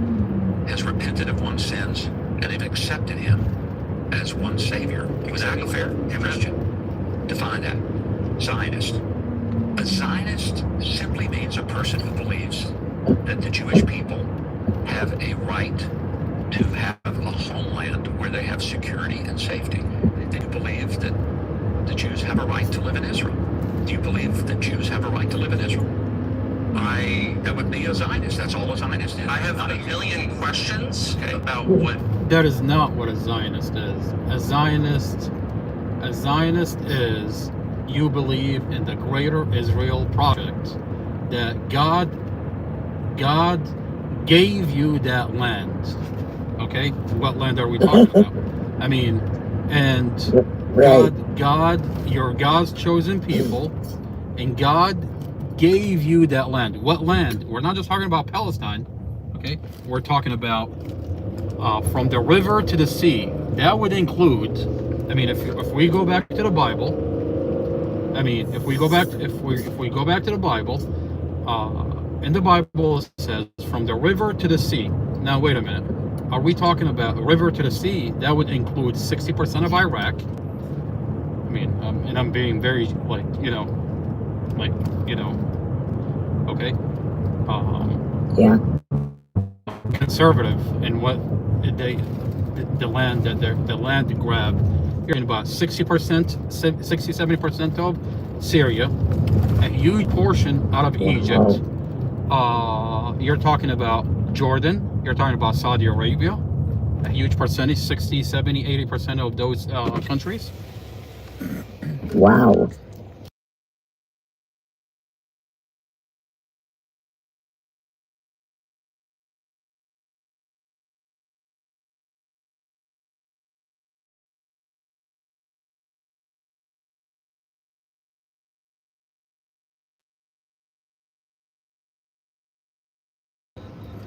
So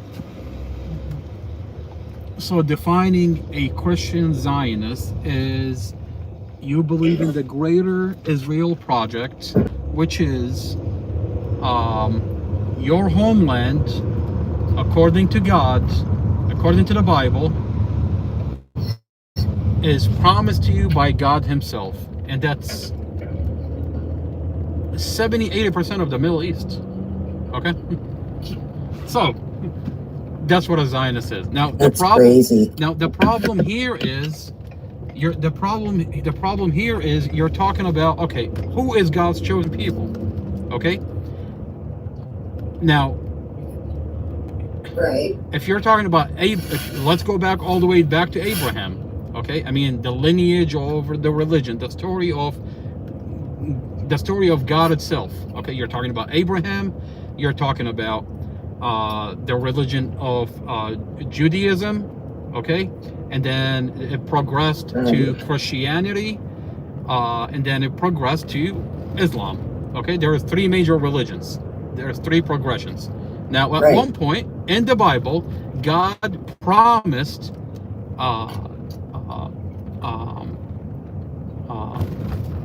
the Jews that land. Right? That's in the Bible. Okay. Right. But here's the thing. Where are the Jews? Are you talking about the Ukrainian Jews? Are you talking about the German Jews? Or are you talking about the indigenous people of that land? Are you talking about modern day Israel today? Are you saying that those people are the biblical people that God promised them that land? Do you see the problem here? I mean, oh yeah, Palestine, in that region, Jews, Christians, and Muslims live in that area for thousands of years. Thousands of years before Israel was ever created in 1948. For thousands of years. I mean, that's the Abrahamic story, the story of God. Okay, there's religions were born in that region, from Abraham to Judaism to Christianity to Muslims. Now, if we're talking about a verse in the Bible that says God bless those who bless the people of Israel, right? Is that what Tucker was talking about? Okay. Right. Well, which people are we talking about? Modern day Israel or the indigenous people of that land? Well, obviously the indigenous people of that land. Okay, you're not talking about Germans. 95% of Israel Right. today is Germans, Russians, Ukrainians, and people all around the world that migrated to Israel. They're not indigenous to that region. Now, when you say God bless those people that Right. bless Israel, are we talking about that 95% or are we talking about the indigenous people? Well, let's DNA test them. Well, if you DNA test the people, Yeah. if you DNA the indigenous people, you're gonna find that they're the Palestinians. And the Palestinians today are Right. Jews, are Muslims, are Christians.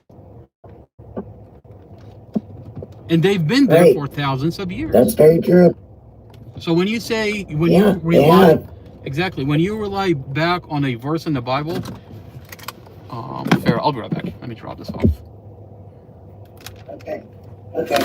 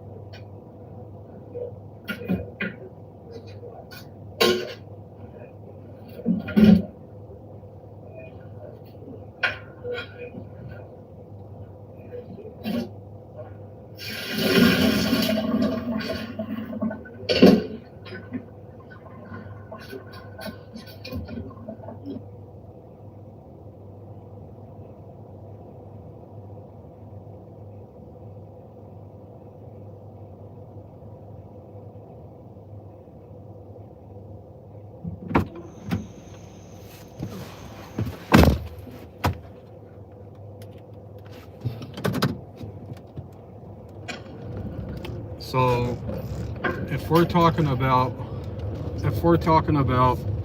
the indigenous Jewish people, well, if we're talking about the indigenous people, well, they've been there for thousands of years. Okay? That's right. So you rely on a verse in the Bible.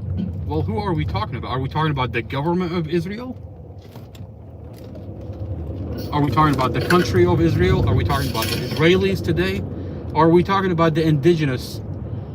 I mean, if you're going to rely back on the verse,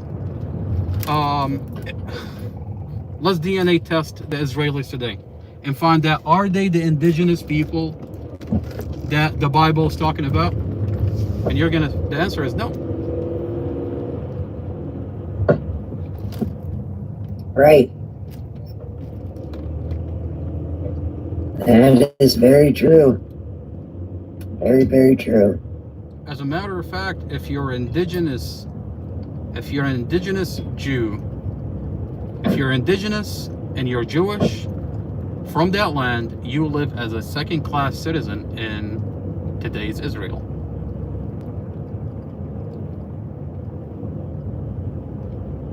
Versus if you're a Ukrainian or a German Israeli, you get to have more rights than the indigenous Jewish person in that area. And that's terrifying. That is terrifying. Yeah. All of what is guilt defined, because from my days Between that concept and modern Offer accepted. We'll add it to your route. And So I'm going to stand back and Well, ask let's you first this. define, because, from my days as a debater in high school and college, one of the things I knew, you didn't start the debate till you defined the terms. Amen. Let's define the terms. Thank you. What is a Christian Zionist? Okay. What does that mean to you? What does it mean? I don't know. It's the people who call me a Nazi for asking what Israel means. I mean, that's kind of my problem. I don't even know. But here's the point. If you say a Christian Zionist is a person who has a brain virus and is guilty of heresy, that's a pretty big charge. I know. I shouldn't have made it. I made it out of anger and ignorance. So, and I'm Christian, I think we can agree, as somebody who follows Jesus Christ, exactly. has a personal relationship with Jesus Christ, believes in his death, burial, resurrection, has repented of one's sins, and have accepted him as one Savior. Would that be fair? A Christian. Define that. Zionist. A Zionist simply means a person who believes that the Jewish people have a right to have a homeland where they have security and safety. And you believe that the Jews have a right to live in Israel. Do you believe that Jews have a right to live in Israel? So, believe that the Jewish person has a homeland. Well, if your idea of a homeland that you're gonna come into my home, I mean, I'm originally from Iraq. If your idea of a home is to come into my home and take my home, I'm gonna tell you, go fuck yourself. That's right. Like, what are we talking about? I mean, the Iraqis have been living in Iraq for thousands of years. But if you want to bring me a German Jew and you want to give him a home in Iraq, I'm going to tell you, get the fuck out of my fucking home. You're not taking my fucking home. Do you see Right. Do you see the hypocrisy here? Okay, what is a Zionist? Oh, a Zionist in the homeland. No, that's not what you're saying. You're saying, let's go over here, remove unalive a portion of a region to replace them with Germans, Ukrainian, Russians, and other Jews from around the world. Yeah, whatever they want, whatever they feel like, that's what they want to do. I'm pretty sure you're talking about I don't think you can say that word here, starts with a G. You're basically unaliving you're basically replacing people. Exactly. So. Yeah, the whole thing is terrifying. That's what Zionism is. I mean, he's defining Zionism, but he's not telling the honest definition of what is Zionism. If we're talking about a homeland, Jews have been living there for thousands of years with Muslims and Christians. Exactly. Like, just tell the truth, okay? Jesus. Exactly.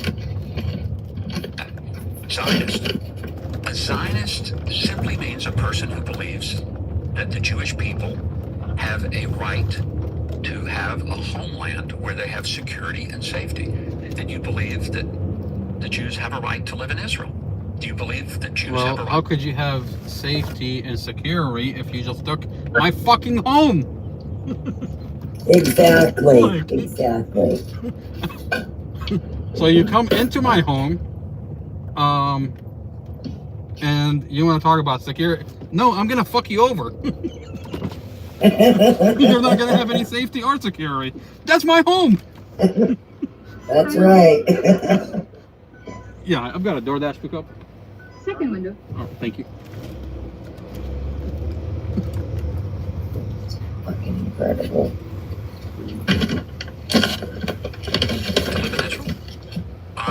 That would be a Zionist. That's all a Zionist. Hello, I have how are you? questions Doing okay? about what all of those terms mean. My friend is making you do all the work. Conceptually, I wish Israel Good, good. I'll see you later. I want them to have a place where they can live with safety and security. Yeah, Jewish people have a right to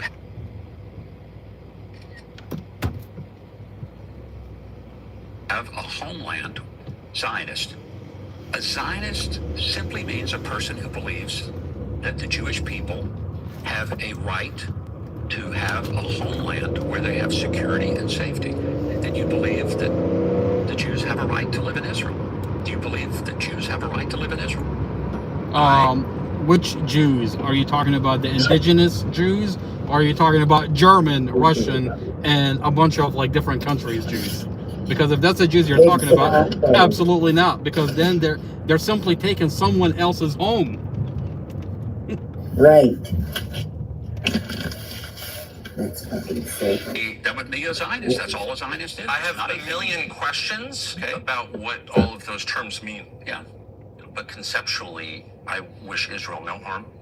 I don't want to see them Do you very. want them to have a place where they can live with safety and Let me security? add, so I saw this recently in an extremely telling exchange between the lieutenant governor of Texas, who I know and I've always liked, and a woman I don't know, never met, who's on the Religious Liberty Commission or something. And she said, I'm a Catholic. The Liberty Commission. That's the religious committee.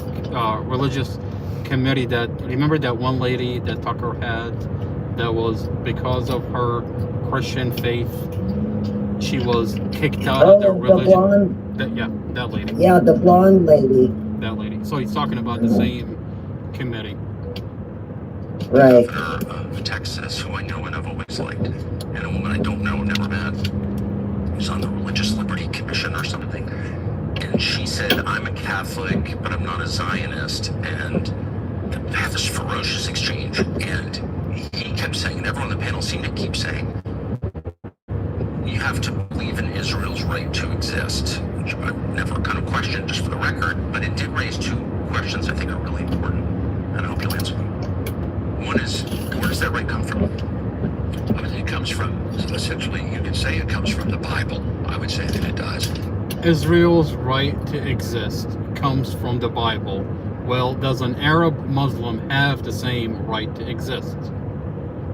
Or is it Right. just the Israeli has a right to exist, to a homeland to exist? Well, it can be both, because if you're talking about Ukrainian, German, Russian Jews that are coming to that region, you're taking someone's home. So Exactly. You can't do that. You just can't do that and think it's going to be okay. So exactly. So you're talking about their right to exist inside someone's home.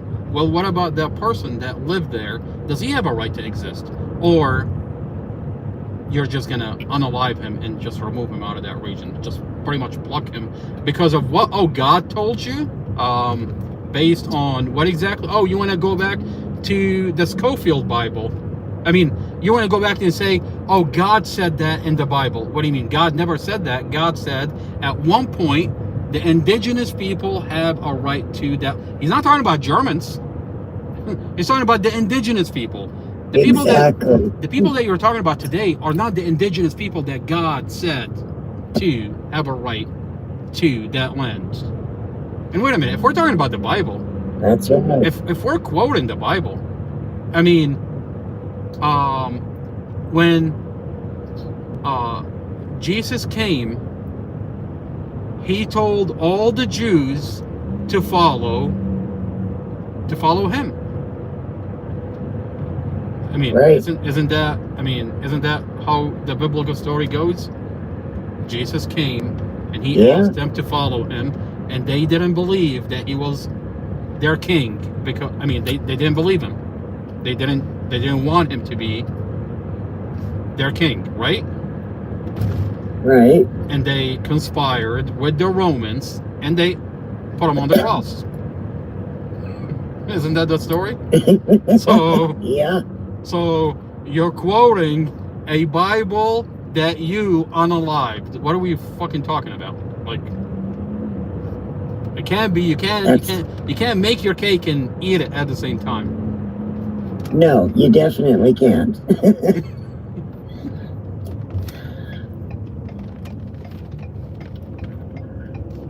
That's crazy. That is very crazy. One is, where does that right come from?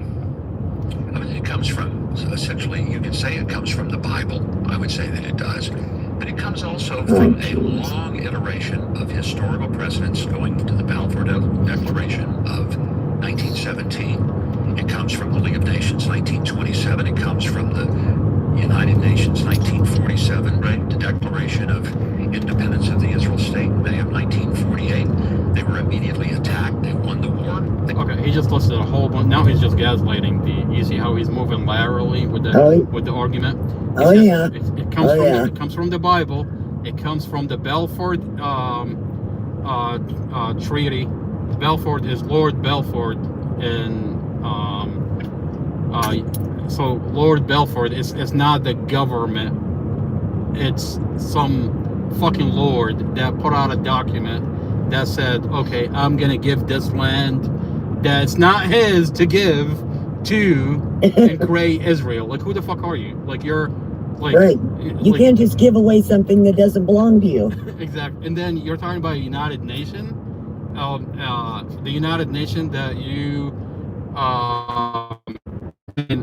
broke every that you don't pretty much follow. I mean, wait, are we talking about Israel that unalive kids for a living? Are we talking about that Israel? Is that Israel? You're talking about a United Nation? Like, you're unaliving kids every day in Gaza. What are you talking about? For the past since the creation of 1948 Israel, you've been unaliving the Palestinians. You want to talk to me about the United Nations? Come again? So he moved from the Bible to the Balfour Agreement to the United Nations. Where does that right come from?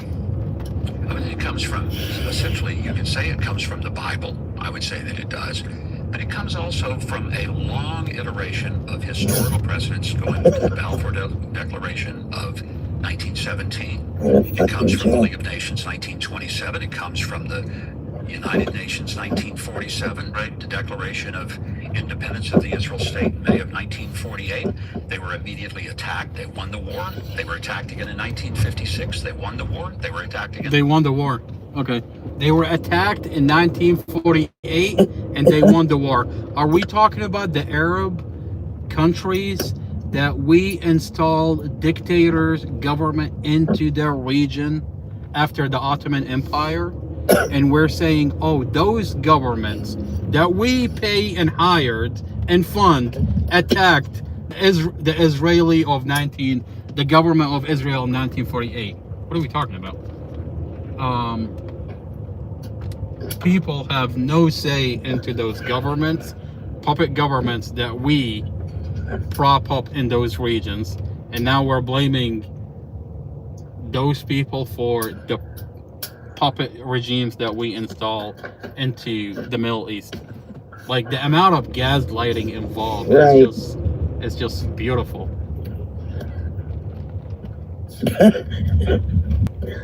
Israel was attacked by the government that we prop up in the region. What are we talking about? Yeah. It's crazy. I think I'm here, but I'm going in circles. All right, 116.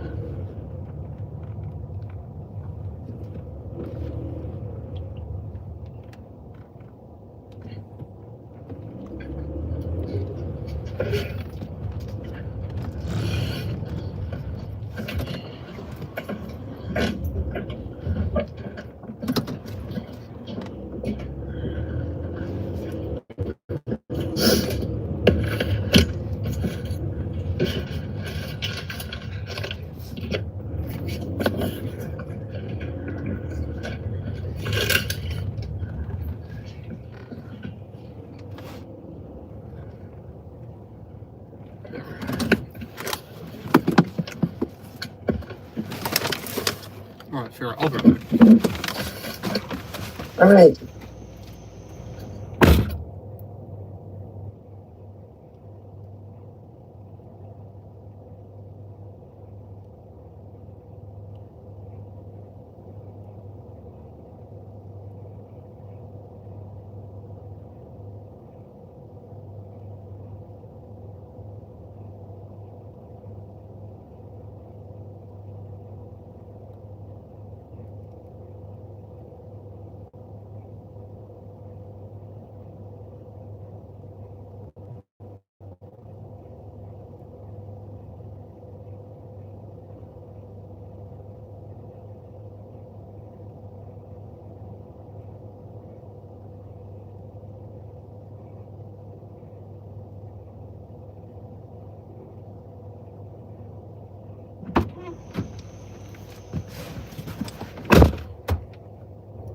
La, la, la, la.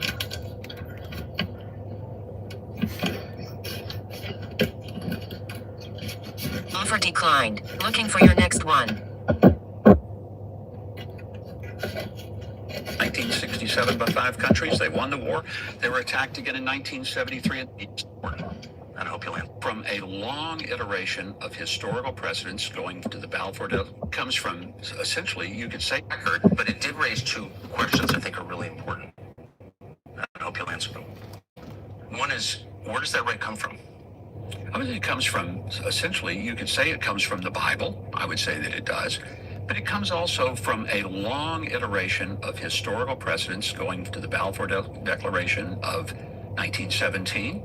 It comes from the League of Nations 1927. It comes from the United Nations 1947, Right. The Declaration of Independence of the Israel State in May of 1948. They were immediately attacked. They won the war. They were attacked again in 1956. They won the war. They were attacked again So in 1960. wait a minute. So if you won the war, it gives you the right to take someone else's home?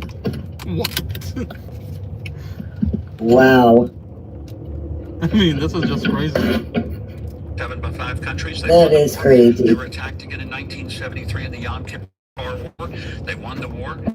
The point is, Here's my question. I mean, be our ambassador into Israel.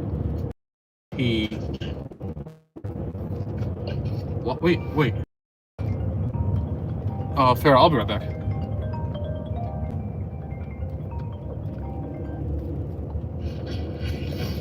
Farrah, I'll be right back. Okay. Can you hear Why me? can't I? Farrah, I'll be right back. I couldn't hear anything. Can you hear me? Okay. Yeah. Yeah, I'll be right back. Okay.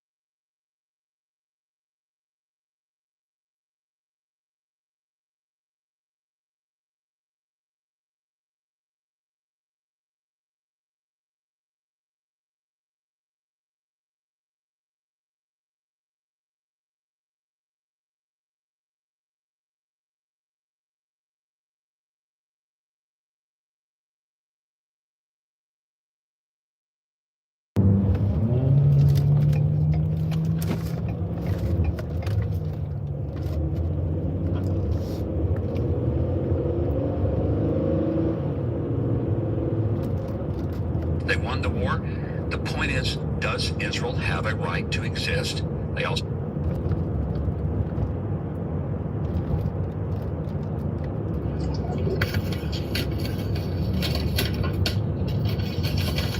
You know, my question for Mike Huckabee is. My question for Mike Huckabee is: he's supposed to be our ambassador to Israel. Why does it sound like we're talking to Israel ambassador in the region?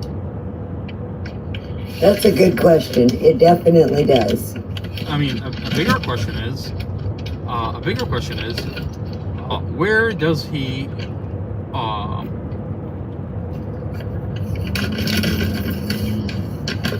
I mean, what? Okay, we know what his stand is on Israel. What is his stand on Israel taking over the rest of the Middle East. Now, Right. why is he okay with Israel taking over the Middle East? That's a good question. That's a really good question. Okay. Now Mhm. here's a bigger question. If when you look at our foreign policy, do you think our position is going to drive away the Middle East away from us, knowing that that's our foreign interest, our foreign policy is in support of another country that wants to take over their country? Now, do you think the Middle East is going to align itself with us, or find itself where it allies itself with our adversaries? Who is our adversaries in the region? It's China and Russia. Okay. Right. Our adversaries, okay, is China. Now, if I was the Middle East, knowing that our foreign policy is not ours, our foreign policy backs up another country that its plan is to take over the Middle East. If I was the Middle East, I wouldn't align ourselves with us. I would go over to China, because at That's least right. China is going to protect me from Israel. Exactly. Now, here's a good question. How are we so stupid to have a foreign policy where we're driving and pushing the Middle East, all the Arabs, into China? Yeah. How is that helping us in any shape or form? It's definitely not. It's definitely not. I mean, this is serving Israel. I mean, does Israel have our best interests at heart? Absolutely not. It's all about Israel. It's all about the greater Israel project, even if we're getting kicked out of the Middle East. I mean, what's happening today is us getting kicked out of the Middle East.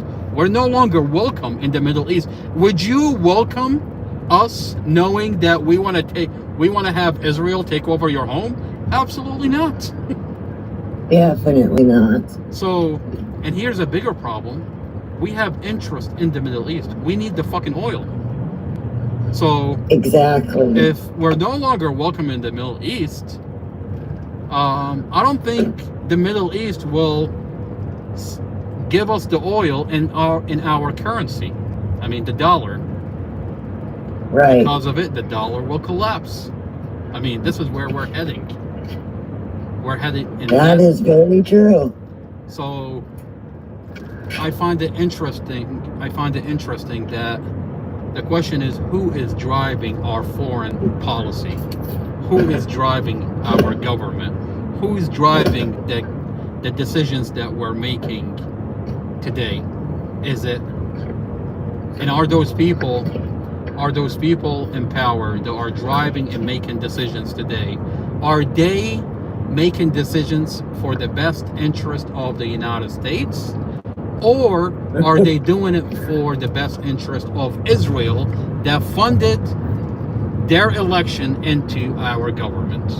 I mean, today AIPAC funds our election. Our votes no longer count. Our vote, Definitely not. and the people that we have is individuals that are paid and funded by AIPAC, which is Israel. Yeah.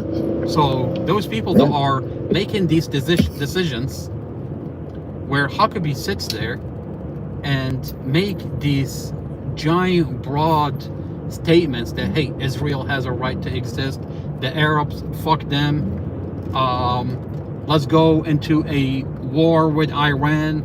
I mean, who is driving these policies? Is it us, Americans, for the best interest of America? Or is it for the best interest of the greater Israel project? Israel. Right. And the real question is, are we an occupied nation when you wake up to that reality that the government official that we voted for is no longer answering to you, instead he answers to a foreign country? Right. Yeah. So many questions. That's just crazy. It's incredible. I mean, this stuff is terrifying. When you wake up to that reality, it's terrifying. It is terrifying.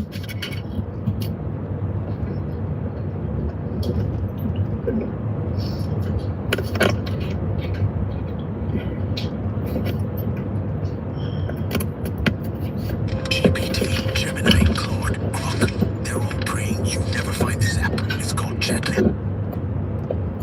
Independence of the Israel state. So essentially, you can say it comes from the Bible. I would say that it does.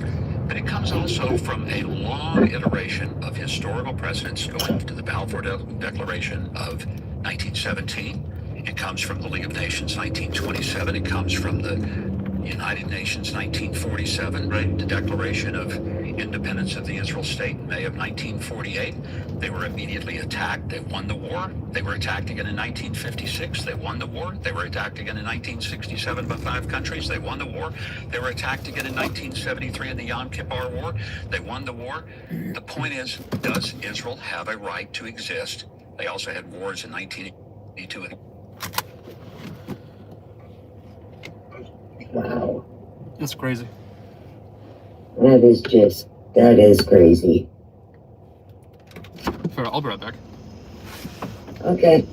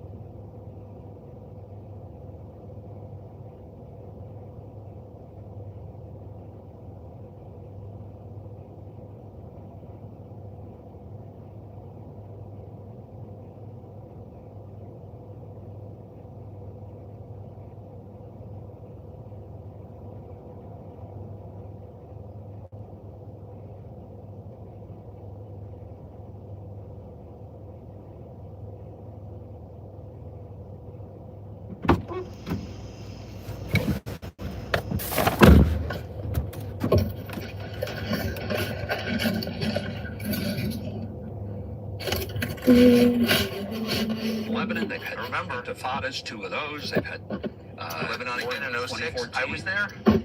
No, I'm very familiar with the modern history of the state. Okay. Pretty familiar, I think. But a Zionist simply means somebody who believes that Israel has a right to exist. Now, the question is, do you believe Israel has a right to exist? Yes. I mean, I want Israel to exist. Well, no, but I want to know what that means. So, like, do other countries have a right to exist? Well, they do exist. Do they have a right to exist? You keep saying Israel has a right to exist, and I want to know what other countries They have a legal right because every international body in the last 100 years has said the Jewish people have a right. I understand their indigenous but homeland. my question That's a is, legal right. what Do they other- have a biblical right? I would say that yes, but you may say they don't. I don't know. I'm actually sincerely interested in finding out what you mean by a biblical right. But first, to the legal right, does any other country on the planet have the same right that Israel has to exist? Well, you could say, does Jordan have a right to exist? When it was Transjordan and the Brits came and divided up the Middle East and they gave some land to Jordanians and they gave some land to the Saudis and they gave some land to various Middle Eastern countries, and it was all carved up. And the French gave Lebanon its right to exist. Do they have a right to exist? Do they? Oh, Jesus. Well, why not? Okay, so that's fine. So every Does country, the U.S. have a right to exist? I'm asking you. Okay, and I'm telling you, I think the U.S. has a right to exist. Okay, we came here, but we came there. We're in Israel now talking. But does the U.S. have a right to exist? Does anyone question whether we have? Yeah, but there are indigenous people to that land. So every Right. region has indigenous people. And whether it's Palestine, whether it's Iraq, whether it's Syria, I mean, you can carve it up and call it whatever the fuck you want. There are indigenous people to that land, and you can DNA test them. Exactly. So, you want to talk about Jewish people? Well, there are indigenous Jewish people that lived in that region, okay? But you're not talking about those indigenous people. You're talking about Germans, Russian, Ukrainian that you brought over, and you want to give them a home. Well, whose home are they taking? Oh, they're taking the indigenous home of a Muslim and a Christian person. What? Right. That's mind-blowing. And you want to wrap it up in some biblical script like thousands of years ago that's not even talking about those Germans, Ukrainian, and Russians. It's actually what's talking about the indigenous people that you want to just marginalize and make second-class citizen in Israel. That's just mind-blowing. It is. To exist. Yeah, but I, of course, I'm for America, for you. But so every current country on the map has the same right to exist that Israel has. Is that what you're saying? I think what we're saying is that when a country has established itself and it is following international law, it has been deemed by numerous bodies that it is indigenous to its homeland, as Israel is. This is its homeland. It goes back 3,800 years to the time of Abraham. It's not that the Jewish people just showed up here in 1948 and said, we're gonna have some land. Hold on. So those are two different tracks, and I just want to make sure that we separate them so I understand each one separately. All right. So you're saying there's the modern legal framework, and so you said a country that abides by international law has a right to exist. I would say that is a part of its existence. Would the inverse be true that a country that does not abide by international law forfeits its right to exist? Not necessarily if it has the capacity to stay and make its case known. But there have been Jewish people in this land, but that's in this very land, for 3,800 years.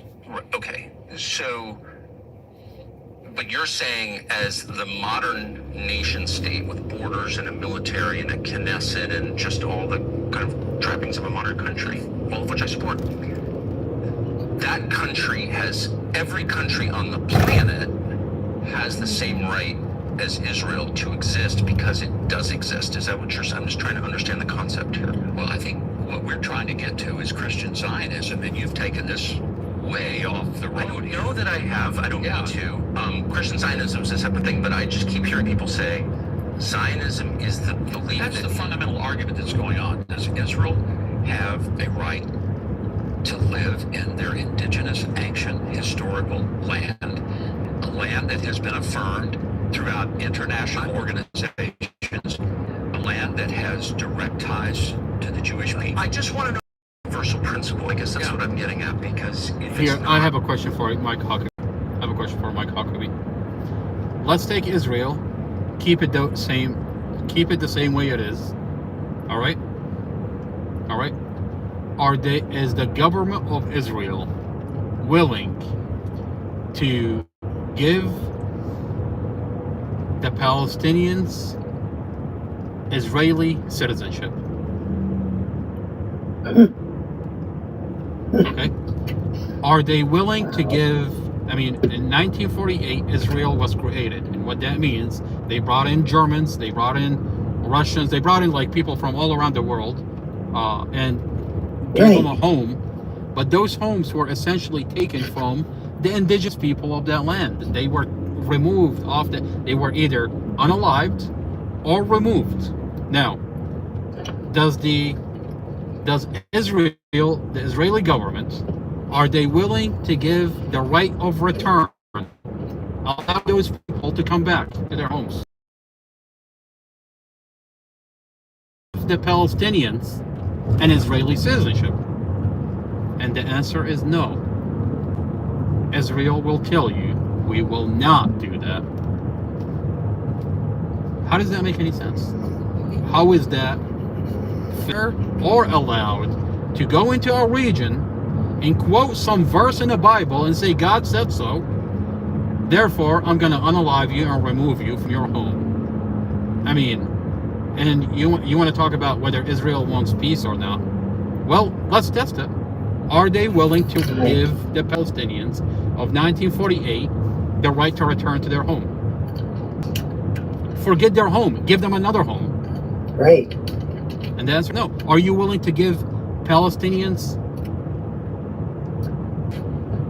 Arab Palestinians, a citizenship, which is basically give them the same rights that you, German, Ukrainian, Israelis have? And the answer is no. So how is it that you want to talk about peace? How is it that you want to talk just about... mind-blowing. Absolutely. Absolutely. Then it's meaningless to me. Because as a Christian, I believe in the universal principle. Something is right for everyone, or it's wrong for everyone. You see what he's telling him? Has the same right. He's as telling Israel. him, as a Christian, I believe in if that's, I mean, equal rights for everybody. I mean, the same rights you have, the other person has the same rights, regardless of their race, regardless of where they come from, regardless of their religion. They have the same. We have all equal rights. To exist because it does exist. Is that what you're saying? I'm just trying to understand the Right. concept here. Well, I think what we're trying to get to is Christian Zionism, and you've taken this way off the I road. don't know that I have. I don't mean to. Christian Zionism is a separate thing, but I just keep hearing people say Zionism is the belief. That's the fundamental argument that's going on. Does Israel have a right to live in their indigenous, ancient, historical land, a land that has been affirmed throughout international organizations, a land that has direct ties to the Jewish people? I just want to know if this is a universal principle. I guess that's what I'm getting at, because if it's not, then it's meaningless to me. Because as a Christian, I believe in universal principle. Something is right for everyone, Universal or it's principle. wrong for everyone. If I don't, the we don't Jews believe in special But here's cases. the I don't question. If think. the Jews didn't have this land, would the Jews have a right to any land?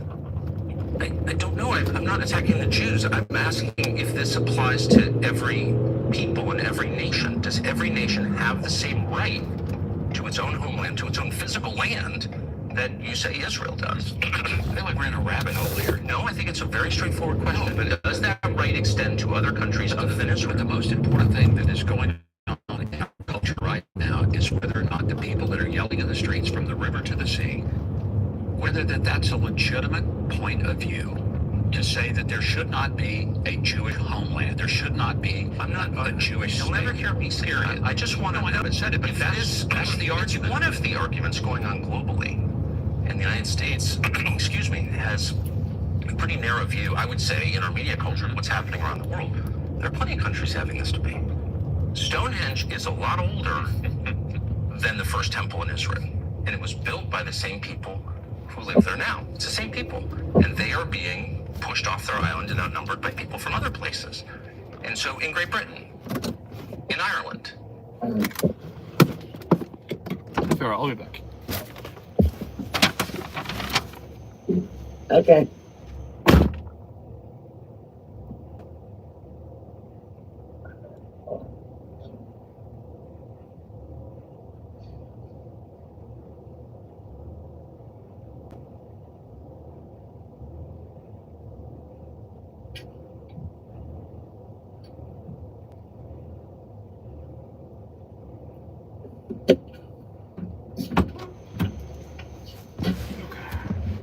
which is also a country with a nation of people, a race, if you will, that is being displaced, replaced.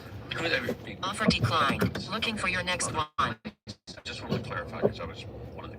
Well, just as a demographic matter, it's just like you can look at the numbers. It's not controversial. Just look at the numbers. They'll be a minority country, and their people have been there longer than Jews have been in Israel, and so they're having this debate too. That's all I'm saying.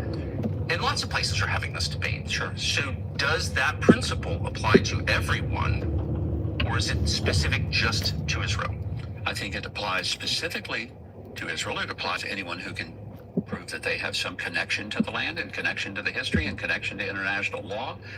But Israel, I think, does have an Bringing up extraordinary... international law. So if, Well, again, no, but let me finish this. Yes, sir. Because here's the point. We're talking about Christian Zionism. The idea that as a Christian, I believe in both the Old and the New Testament. Why wouldn't I? I'm a person of the book. There are 80 million evangelical Christians in the United States. What makes us who we are is our adherence to the Scripture, our belief that the Bible, all of it, not part of it, but all of it, is the Word of the living God. Yeah. So if I believe in the Old and the New Testament, I do believe that there is a very specific call to the Jewish people that started with Abraham. And he called them out of what is now modern day Iraq and said, "Come where I sent you." He came, this is the land. Genesis 20, he says, "I will bless those who bless you, curse those who curse you." In Genesis 17, he looks out at the world, he says, "Look, and this is where I'm giving you the land." I think it's since that time there have been people living in this land, right, connected to that moment of history. So there is a historical connection. I'm not broken. You've said that, and I want to ask you what that means a little more specifically, if that's okay. But first, let me just say that you could say the same thing of Britons who've been there in their land longer. Is anybody trying to tell the Britons they... I will bless those that bless you, and I will curse those that curse you. Now, that's straight out of the Bible.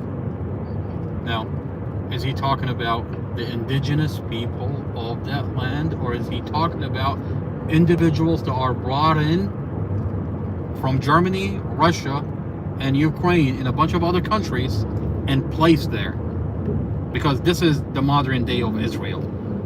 They're not the indigenous people. So if we're quoting the Bible, okay, we are talking about the indigenous people. So let's DNA test them and find out.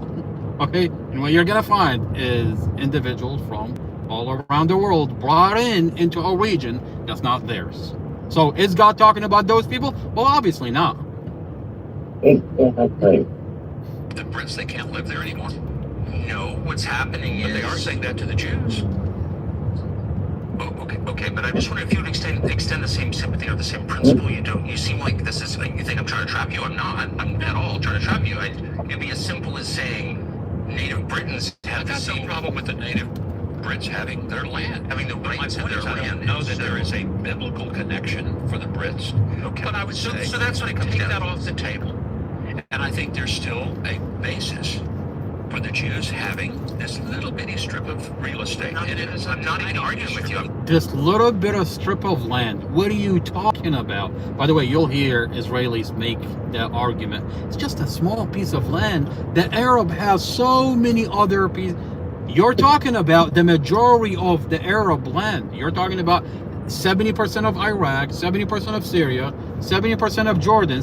I mean, you're talking about a land grab, and this is what you say God told you so. So don't give me that spiel about, oh, it's a small piece of land. Well, that small piece of land is someone's home. Yeah, Okay. That small piece of land is someone's home, and you're talking about taking everybody else's home tomorrow, and you're doing it every day. It's like it's like you're saying. I mean, the scary part is you're saying God told you to do it. Yeah, that's just sick. I mean, listen to how he says it. It's a small piece of land.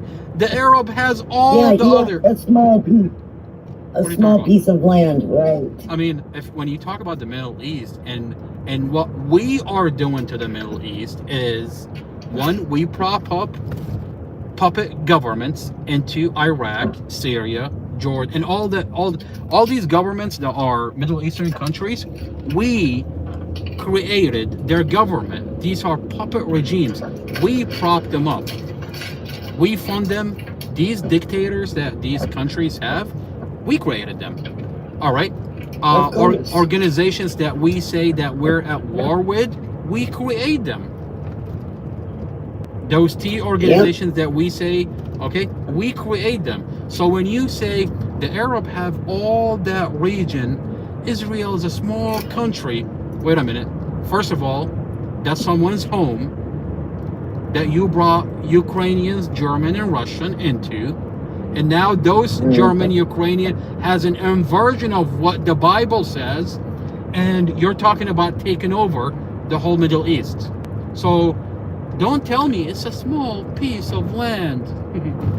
A small piece of land, that's just crazy. I mean, Pharaoh, listen to how he says it. By the way, He says it like it's no big deal. It's no big deal. If it's no big deal, why are we having a conversation about it?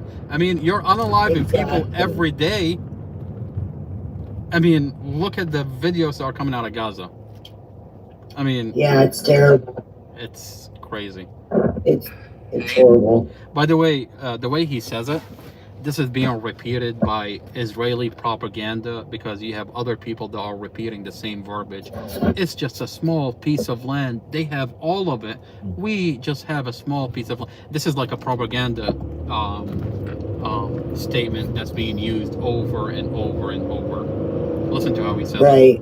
Like, I'm by the way, I'm gonna pull up a bunch of clips where this is being said by other people that are propping up Israeli propaganda.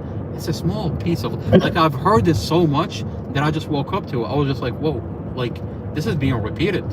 This is a propaganda. Like over and over and over, right? Exactly. Okay, but I just wonder if you would extend the same sympathy or the same having their land, having the rights in their land. Know that there is a. I'm at all trying to shock you. It'd be as simple as saying Native Britons have the same problem with the Native Brits having their land, having the rights in their land. Know that there is a biblical connection for the Brits. Okay, but I would say so that's what it comes take down that to. off the table, and I think there's still a basis for the Jews having this little bitty strip of real estate. No, I'm not even arguing with you. I'm just trying to understand what it is that you're saying. It's not obvious to me, and maybe it's an IQ problem, but I'm having trouble understanding it. But let me just go back to just clarify one thing. You've brought up international at least twice, maybe three times, as a basis for Israel's legitimacy. If Israel was out of compliance with international law, whatever that is, would it be less legitimate? Depends on if the law and the way it's applied is legitimate. There are some applications of so-called international law that are not legitimate. I agree. At the ICC or the ICJ. I agree. Utterly ridiculous. One of the reasons I'm so grateful President Trump and Secretary Rubio are pushing hard, trying to get rid of the ICC and the ICJ, is because they have become rogue organizations that are no longer really about an equal application of law and justice. I don't know enough about it to say if that's true or not. But I'm interested that you yourself use international law as a basis of Israel's. Well, what I'm looking at is the whole of the last 100 years. The Balfour Declaration is not exactly international law, by the way. It was a letter, I think. It was maybe not law, but it was a declaration. It was an assumption and a declaration. It was done by Lord Balfour in Great Britain. At that time, this land was under the British mandate. He said the Jews should have the land that was theirs from 3,800 years ago. It was simple as that. Right. And I'm not debating that. It was not international law. It was a colonial power saying, okay, but then later it was international law under the League of Nations, under the United Nations. And then, because of the victories that Israel had against those who tried to annihilate them, and it wasn't just that they were trying to take a little piece of their land, they tried to annihilate them. Okay. And there is still to this day the shouts of from the river to the sea. And Tucker, that means only one thing. Not the shrinking of Israel, but the Someone says annihilation. something really interesting. The 420. Absolutely, I agree with you. Controlled opposition. See, when I listen to Tucker, I take Tucker with a grain of salt. And Farrah, we talked about this. Tucker being a controlled opposition. Now, I'm hearing exactly what I'm waking up to. I'm waking up to a certain reality, and here you have an individual, Tucker, telling me exactly what I'm waking up to. Now, am I immediately gonna put an X on Tucker and say, forget this guy? No, obviously. I'm gonna listen to him, but I'm gonna take him with a grain of salt, and I'm careful because, hey, is it possible that he's a controlled opposition? Absolutely.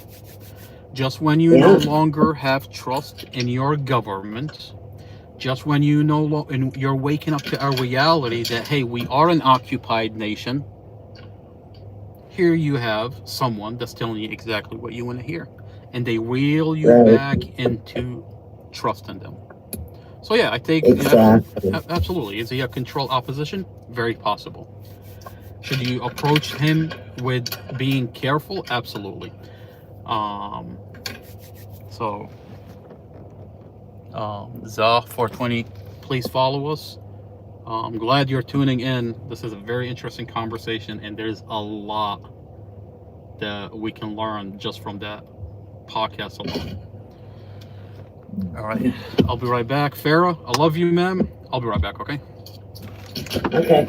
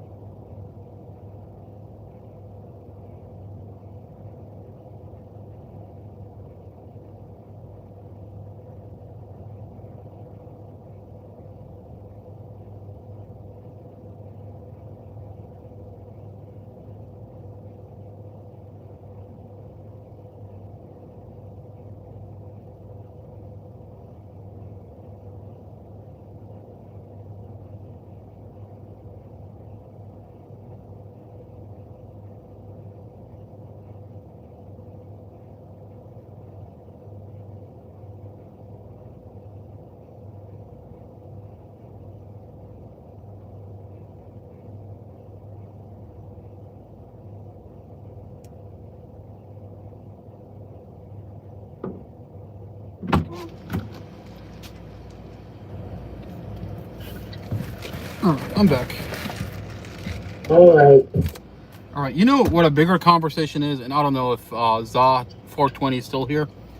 When you hear about Israel influence into our country in every aspect in our country, in every aspect of life, whether it's politics, whether it's our foreign policy, whether it's our domestic policy, you'll hear another conversation.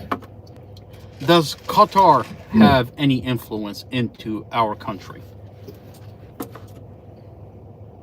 A bigger question is, does Tucker Carlson, does Tucker Carlson owned real estate in Qatar. Yeah, he has houses. Tucker bought houses in Qatar. So is he funded by Qatar?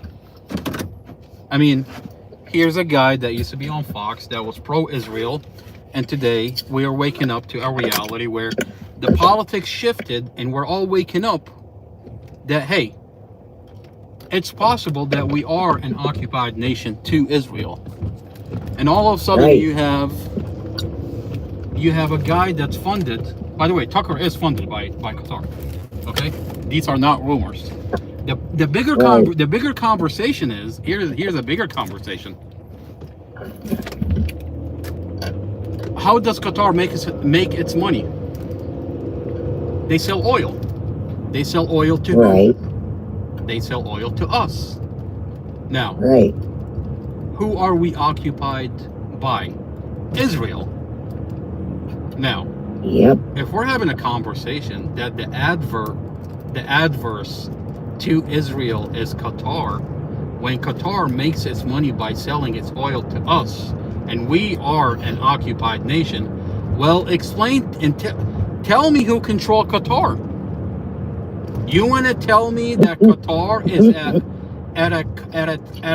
at conflict with Israel, and they're fighting over American influence and who's going to occupy America, when Qatar is on itself is occupied by Israel? Who the fuck do you think controls Qatar? The same person that controls us. So crazy.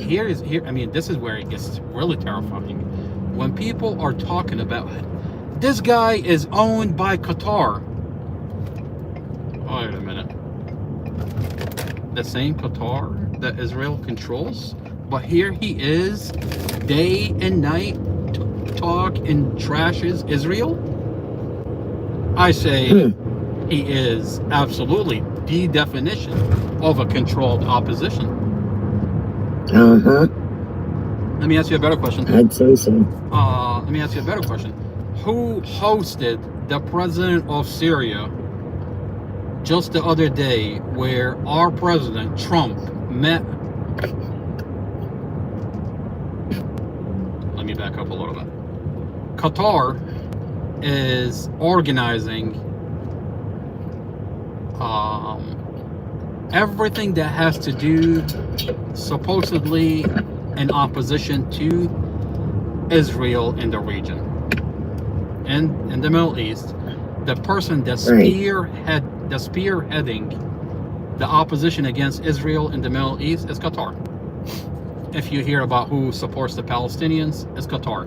If you think who supports the removal of Bashar Assad in Syria and propping up the guy that just had a bounty, a $10 billion bounty on his name, is Qatar. I mean, the president of Syria just the other day had a $10 billion bounty on his head. So today he changed his name. He's wearing a suit, and he's the president of Syria. We backed up that. I mean, we just hosted him in the White House. We invited him over to the White House, and our president, Trump, says that he's the best president in the world. Okay, well, this guy used to be a leader of a T organization that we were supposed to be at war with for the past 20 years. And he's just so great now. Okay, well, who funds and supports the president of Syria is Qatar. Okay? Right. Well, we're waking up to a reality that T organization is created by Israel. Let's back up a little bit. The T fighters from that organization, when they get wounded in battle, who treats them? Who? Israel.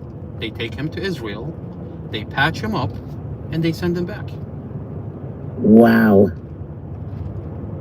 Wait a minute. I thought those are T it's a tier organization and we're at war with them for the past 20 years, why is it that when they get injured, they're getting treated in Israeli hospitals?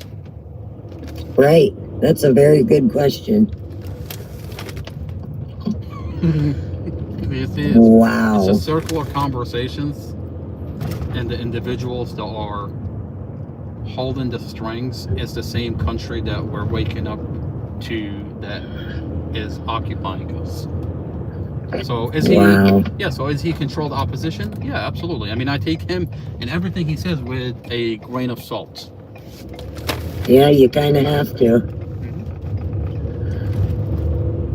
Wow. What a big pot of shit. Jeez. It's terrifying. It is.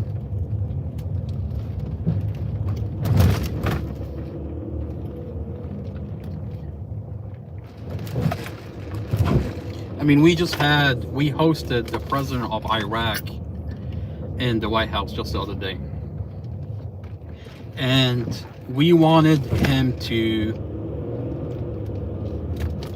make sure that the only forces in Iraq is the military. There's no other elements in Iraq. Arms should only be left in the hands of the military. Well, wow. I mean, sounds good on the surface layer.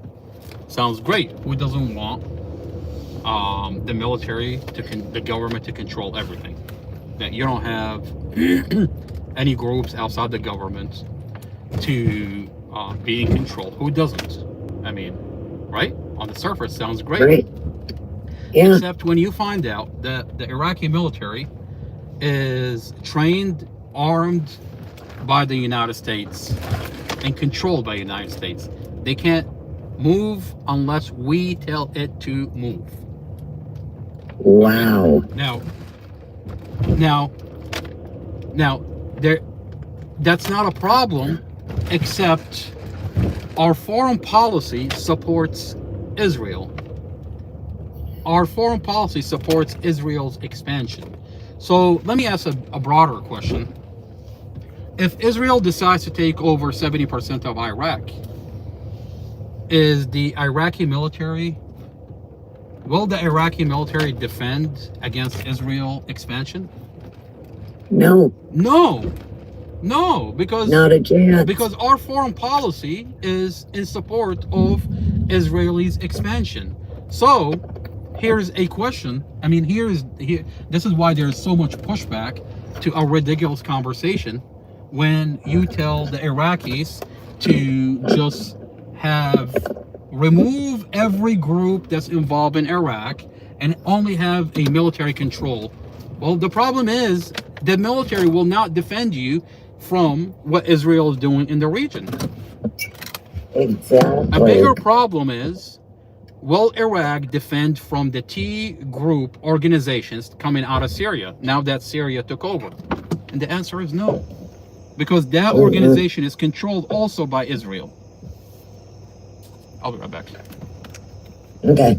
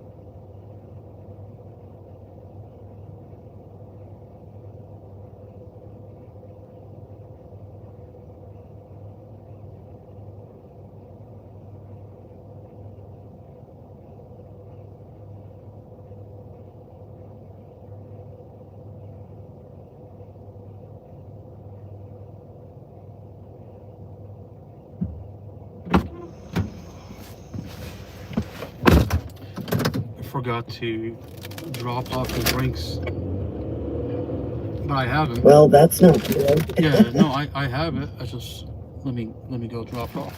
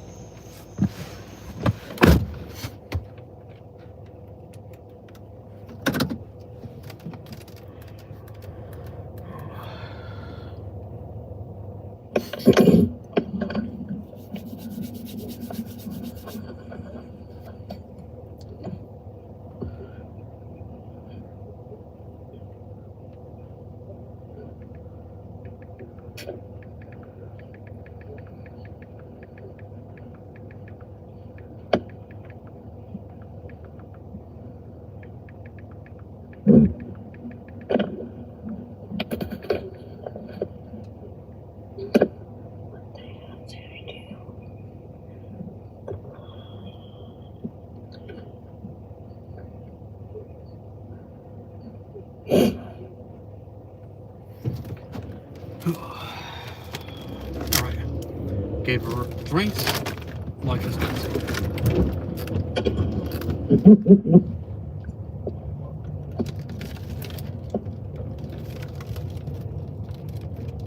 Of Israel. I don't think you can say that you know what it means, actually, because you don't know what's in people's hearts. So why don't we just deal with the facts? Maybe some people mean it. I know it's in their mouths. I know it's in their minds. But I'm not. Look, you'll never hear me say that. What you will hear me say is I'm confused by what the definitions are. Huckabee says when Palestinians say from the river to the sea, Palestine will be free. He's interpreting it as of you want the unaliving of the Jews from the river to the sea, and that's absolutely not true. That's absolutely not true. Right. Jews have been living in that region for thousands of years. Okay, what Palestinians are saying, we want our home back. We want to be able to live in peace. Okay, we want to be able to live like the indigenous people needs to live in peace. The Muslims, the Christians, and the Jews needs to live in peace. Okay, that's what that means. From the river to the sea, Palestine will be free. Now, on the other hand, Israel says from the river to the sea, that's the expansion that they're saying. God told us that this is our home. So what does that mean? You're gonna kick every Palestinian out of their home and just take over? Whether you unalive them, whether you remove them, it doesn't matter as long as you take that area. This Like, offer what does timed that on mean? end was declined. Looking for your next one. So, Yeah. you know, Huckabee is like the amount of gaslighting involved it's amazing. Yeah. He's a scumbag. Oh, absolutely. I mean, he's speaking as if he's the ambassador of Israel into the region. Like, no, like, hello, you're our ambassador. Why are you speaking as if you're more Israeli than the Israelis themselves? Right. So let's go through this. You've appealed to Genesis. Genesis 15 says it's Abram, it's pre-Abraham, it's Abram. Receives from God the news that his descendants will inherit the land. And you tell me as the theologian if I'm getting this wrong, but from the Euphrates to the Nile. I think that's right. And that would include like basically the entire Middle East. That would be the Levant, so that would be Israel, Jordan, Syria, Lebanon. It would also be big parts of Saudi Arabia and Iraq. It would be, I'm not sure it would go that far. I mean, it would be a big piece of land, but here's the point. it would be a lot of places that are now countries that This particular area that we're talking about now, Israel, is is a land that God gave through Abraham to a people that he chose. It was a people, a place, and a purpose. We can look at it that way. Christian Zionism, I want to go back because that's where we started. I'm not going to let you off on this because you have said 3 times that God gave this land to this people. And so it is entirely fair for me with respect to ask, what land are you talking about? Because I just read Genesis 15 as I have many times. And that land, I think it says, from the Nile to the Euphrates, which is, like, once again, basically the entire Middle East. So God gave that land to his people, the Jews, or he didn't. You're saying he did. What does that mean? Does Israel have the right to that land? Because you're appealing to Genesis. You're saying that's the original deed. It would be fine if they took it all, but I don't think that's what we're talking about. It would be fine if Israel took it all. Go fuck yourself. Go fuck yourself. Seriously. If you think Seriously. I'm okay with Israelis coming over to my Iraq and taking my fucking home, I'm gonna tell you to go fuck yourself. That's right. They'll be fine if they took it all. What the fuck are you volunteering? You're volunteering That's my home crazy. Yeah. Oh, who the fuck are you to volunteer that my home gets taken over by some fucking Russians and Germans and Ukrainians? Go fuck yourself. Exactly. That's just incredible. It'll be fine if they can take it all. Like, what? I can't believe he said that. What do you mean? I can't believe he said that. Yeah. Like, I mean, you want to tell me that our foreign national policy is for a bunch of Germans, Ukrainian, and Russians to come over to Iraq and take my home? I'm going to tell you, go fuck yourself. What are you talking about? Exactly. Like, since when is our foreign national policy is that? Right. Like, when did that happen? When did that? Oh, we're waking up to a reality that we don't have a foreign national policy that's our own. No, we are an occupied nation for the state of Israel that wants to expand because, according to them, God told them so. Exactly. A bunch of sick people. That's crazy. Fair, I'll be right back. It is. Okay. Nuts.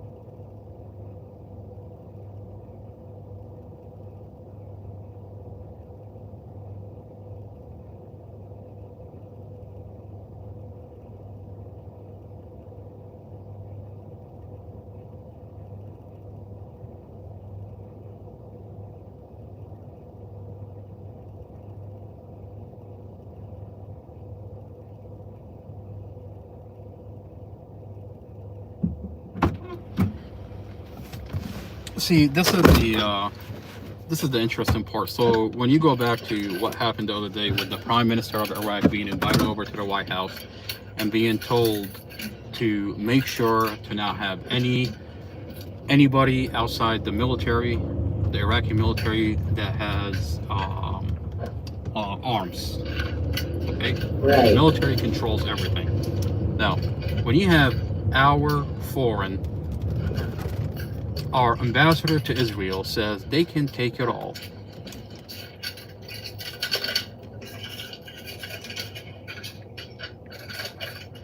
That's just outrageous. I mean, like, you know, really let that logic resonate. Our ambassador to Israel is telling on a podcast, telling the world, justifying what Israel wants to do. They can have it all. Now, you're talking about Iraq. We just invited the Iraqi Prime Minister into the White House, and we're telling him that, hey, the military that we control and fund in your country, we want that military to have absolute control over the country. Wait a minute. So, our ambassador is greenlighting the expansion of Israel to take over Iraq. If Israel decides to take over Iraq, will the Iraqi military defend Iraq from the Israeli expansion? Knowing that our foreign policy greenlights the expansion of Israel into Iraq, knowing that we control the Iraqi military. I mean, the hypocrisy of our foreign policy is, I mean, it's crazy. I mean, it's crazy. Do you think Iraqis are stupid? I mean, here's a bigger question. Do you think Iraqis are stupid? Okay, let me ask you a bigger question. Do you think that the Iraqis will be pushed into aligning with China? Will the Iraqis tell the United States to go fuck itself? We are going to line ourselves up with China. I mean, right. So the real question is what we're doing on benefits the United States or harms the United States? When we have a country like Iraq, and by the way, when you talk about Iraq, this is a paste copy to every country in the region. The same thing is happening to Lebanon. The same thing is happening to Syria. The same thing is happening to every region in the Middle East. Same policies apply. And the question is, if we're pushing that region to line itself up with our adversary, China, how is that benefiting America? It's definitely not. So the question is, are the people making these policies and decisions, are they working for the United States or are they working for Israel? Clearly they're working for Israel. They don't give a fuck about the United States. They don't give a fuck about our interests. They don't care if we lose all these countries and have them line up with our adversary. That's right. They don't care at all. And we circle back to the main question: are we an occupied nation? Absolutely. Look at what our foreign policy is. Look at what our leaders are doing for us, are doing in behalf of our country. I mean, they're no longer working for us. They're no longer working for America. They're working for the same country that got them elected into these elections. Exactly. That is absolutely right.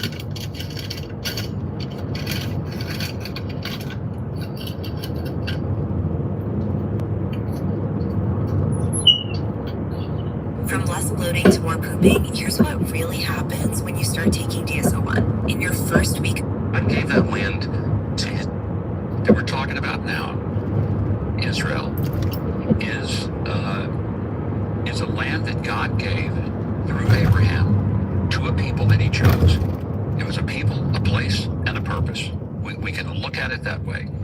Christian Zionism, I want to go back because that's where we started. I'm not going to let you off on this because you have said it 3 times that God gave this land to this people. And so it is entirely fair for me with respect to ask, what land are you talking about? Because I just read Genesis 15, as I have many times. And that land, I think it says, from the Nile to the Euphrates, which is, once again, basically the entire Middle East. So God gave Okay, that and thank you land for being here. to his people. The Jews ETA were is didn't. 11 minutes. You were saying he did. What does that mean? Does Israel have the right to that land? Because you're appealing to Genesis. You're saying that's the original deed. It would be fine if they took it all. It would be But I fine if don't they think take it that's what all. we're talking about here today. It would be fine. Well, it's exactly Wow. what I want today. But here's what I don't think You think it would be fine if the state of Israel took over all? I wouldn't be surprised if the same question is asked about the United States. If Israel wants to take over, it will be fine if Israel takes the United States. Who the fuck are you working for? Right. don't want to take it over. They're not asking to take it over. But you're saying that the reason that Israel is legitimate, has this inherent right to exist, is because, in part because God gave it to his people. And I am going to the same Bible that you're referring to and noticing that that is a huge piece of land.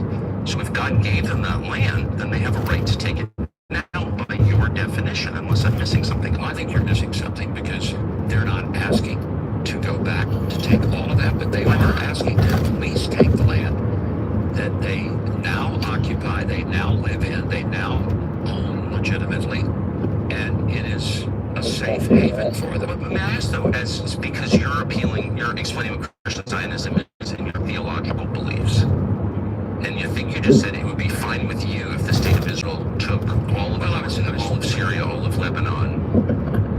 That's really not exactly what I'm trying to I'm asking, is that what you said? I thought that's what you just said. It was somewhat of a hyperbolic statement in that, if that's what you feel like that we're talking about, but it isn't. We're talking about this land that Israel, the state of Israel, now lives in and wants to have peace in. They're not trying to take over Jordan. They're not trying to take over Syria. They're not trying to take over. Right after this interview, they took over Lebanon. What are they talking about? Right after this interview, they moved into South Lebanon. Iraq or anywhere else, but they do want to protect their people. They're not trying to take over Lebanon. But you're saying that as a religious man, as a Christian Zionist, you agree with a lot of religious communities here in Israel that the justification for this country is theological. It's a contract between God and his people. And I'm telling you that contract includes a tract of land that is much larger than the current nation state. So you may be a bigger Zionist than even the Jews are that live in I'm trying to understand the implications of your theology for geopolitics, because you're saying that the present government of Israel has a moral right to take over what are now other people's countries. No, I didn't say that. Then what are you saying? I'm simply saying that the people who live in Israel, I think, have a right to have security, have safety. They have a right to be able to live in this land that they have a connection to for 30. I told myself when I said it. Hey, Farah, I'm going to go into your house. Yeah. I'm going to go into your house. I'm going to kick you out in any shape or way or form. Okay? I'll remove you out of your house. And I'm going to say to all your other neighbors, hey, I'd like to have security in this house that I'm living in. I don't think Farah is going to be okay with that. I don't think Farah is going to give me any peace or safety that I'm looking for. I'm in her house. That's right. You're not getting annoyed, but as someone who is, the father of daughters, when I see child molesters hiding in Israel and escaping American justice, I think I have a right to safety in my country too. So you can understand that I think most people feel they have a right to safety. I do think Israel has a right to safety, and I hope that for them, and I'm sincere, but I'm an American, and I have a right to safety in my country too. Of course you do. And I think, but I just want to get to this point. If Israel were to say, God gave us in Genesis 15 all of Lebanon, all of Syria, all the way up to Iraq, would that be legitimate in your view? I don't think in this particular day and time they're asking for it. Would it be legitimate? I'm not sure that it would be. Why? Because you just said that. Well, God because gave I it to think them. that there is an understanding that the people of Israel today, now if they end up getting attacked by all these places, they win that war and they take that land, and okay, that's a whole nother discussion. What?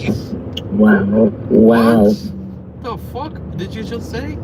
So let me get this straight. We prop up dictatorship in these regions. We prop up T organizations in this region. We pretend that they're at war with Israel. They pretend they have attacked Israel, and then Israel is slowly expanding, and people are just sitting there. You just took over my house, okay? They're living under a dictatorship that Israel prop up. They're living under a T organization that Israel prop up, and they pretend that they're waging these wars, and next thing you know, Israel slowly expanding and removing and unaliving people in the process. Okay? Like, what the fuck are you talking about? Okay? How does that make any sense? Because Israel was attacked, therefore your home is mine now. Okay? So I'm Farah, I'm your neighbor, and I'm gonna pretend that you attacked me, only to take over your house and say, hey, well, you know, Farah, leaf blower, hammer guy, okay? Who had the leaf blower, who had the hammer? It was a land dispute and I won.